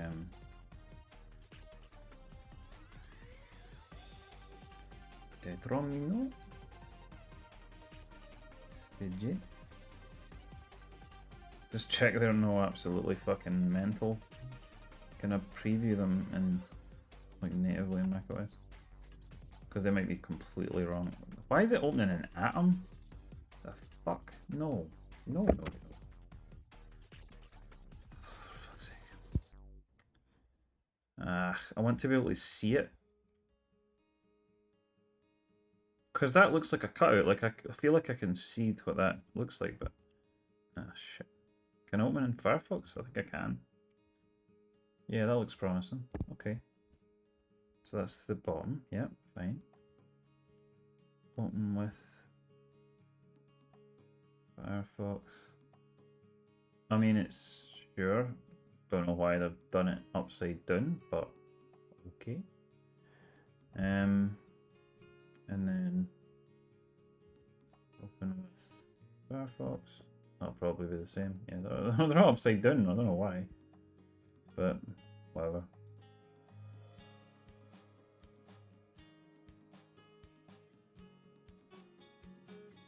But that looks fine, right?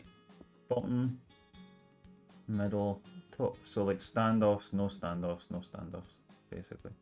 Don't know why it's upside down, but whatever. Okay, okay. I have no idea whatsoever how to get the files onto the cutter. Hopefully I don't need like a USB stick or anything because I don't have one. But yeah. Right. Let's just sanity check. Like I said, let's just quickly figure out how many layers I need. Like I'll extrude it.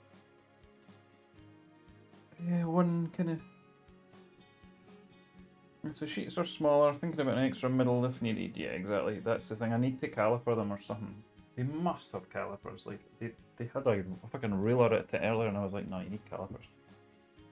But I don't have them with me, so it is. Why? Oh no, don't crash again. Oh Jesus, why is Fusion crashing still? Oh no. That is the last thing I need. Oh no, I think it's crashing. Fuck.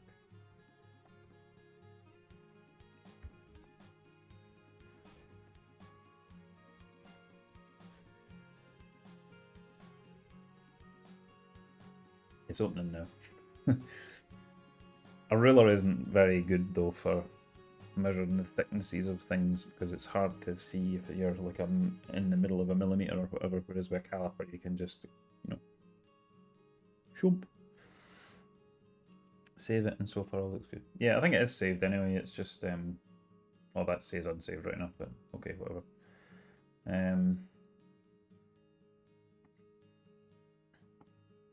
Just check the bodies, so top, I mean the top's too thick now, but I mean whatever. Can I not just view the extrusions though? That's the thing. I can, can't I? Extrude. Yeah, there we go.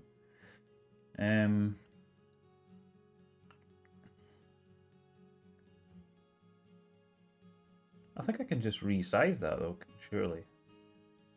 So like, I don't know how. Resize? No.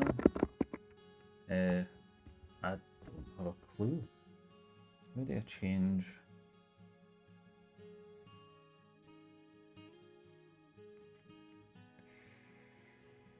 I don't know.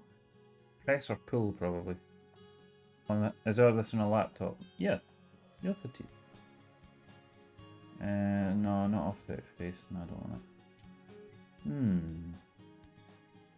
Oh, split body. That would be it, probably.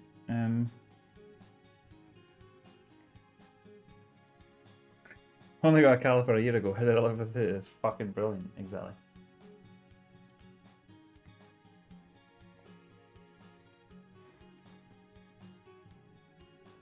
Splitting tool. I don't know. Does it want me to draw a line and then split? Yeah, I don't know what the fuck I'm doing with that, so let's not do that. It doesn't really matter, does it? let's just think about this. So the bottom layer, 4.5-ish. Then I want 1, 2. So it's actually 3 middle layers minimum. Because part of what I was treating as the top.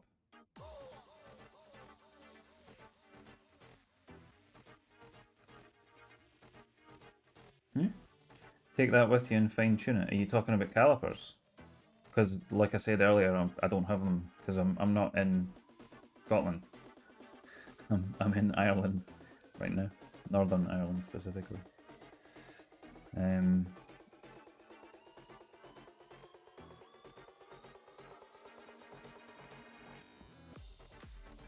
Because yeah, otherwise I obviously would have brought my calipers with me. But yeah. So actually, I need one bottom, at least 3 middles, and at least 1 top. Right?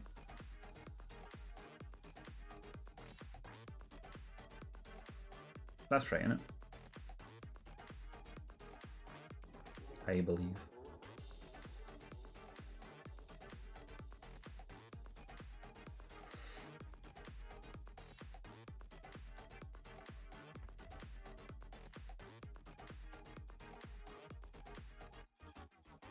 Quite a lot of layers.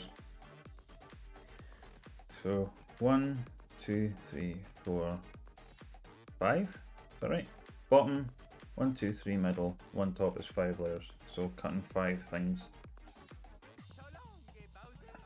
Yeah, sure. Know what the thickness is. You can add whatever plates are. Yeah, exactly. That's it. Like I might need to adjust on the fly if they're different thicknesses, but I'm pretty sure they also have different plastics, like different thicknesses and stuff. So like I might find that I can make a better combination of measurements and make it, but it might not be the same colours, so maybe not. I don't know. Let's see. In any case, I have my SDGs. I don't think I'm going to bother with this because I can't be fucked. Your files are good and they're just fit. Exactly. So, well, hopefully my files are good. We'll see. Shut this for now, and I need to go to bed.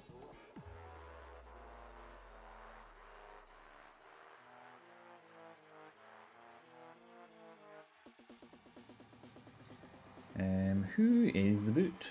Who is the boot? Where's... Did I fucking close Twitch? My God. Oh, it says switch to tab. Where did I put it then? It's over here. Alright, I've just opened way too many browser windows, that's all. I would also cut an extra middle or two just in case. In case? It's the case for the keyboard. Deeran's on. Oh, definitely. Yeah. Let's do that.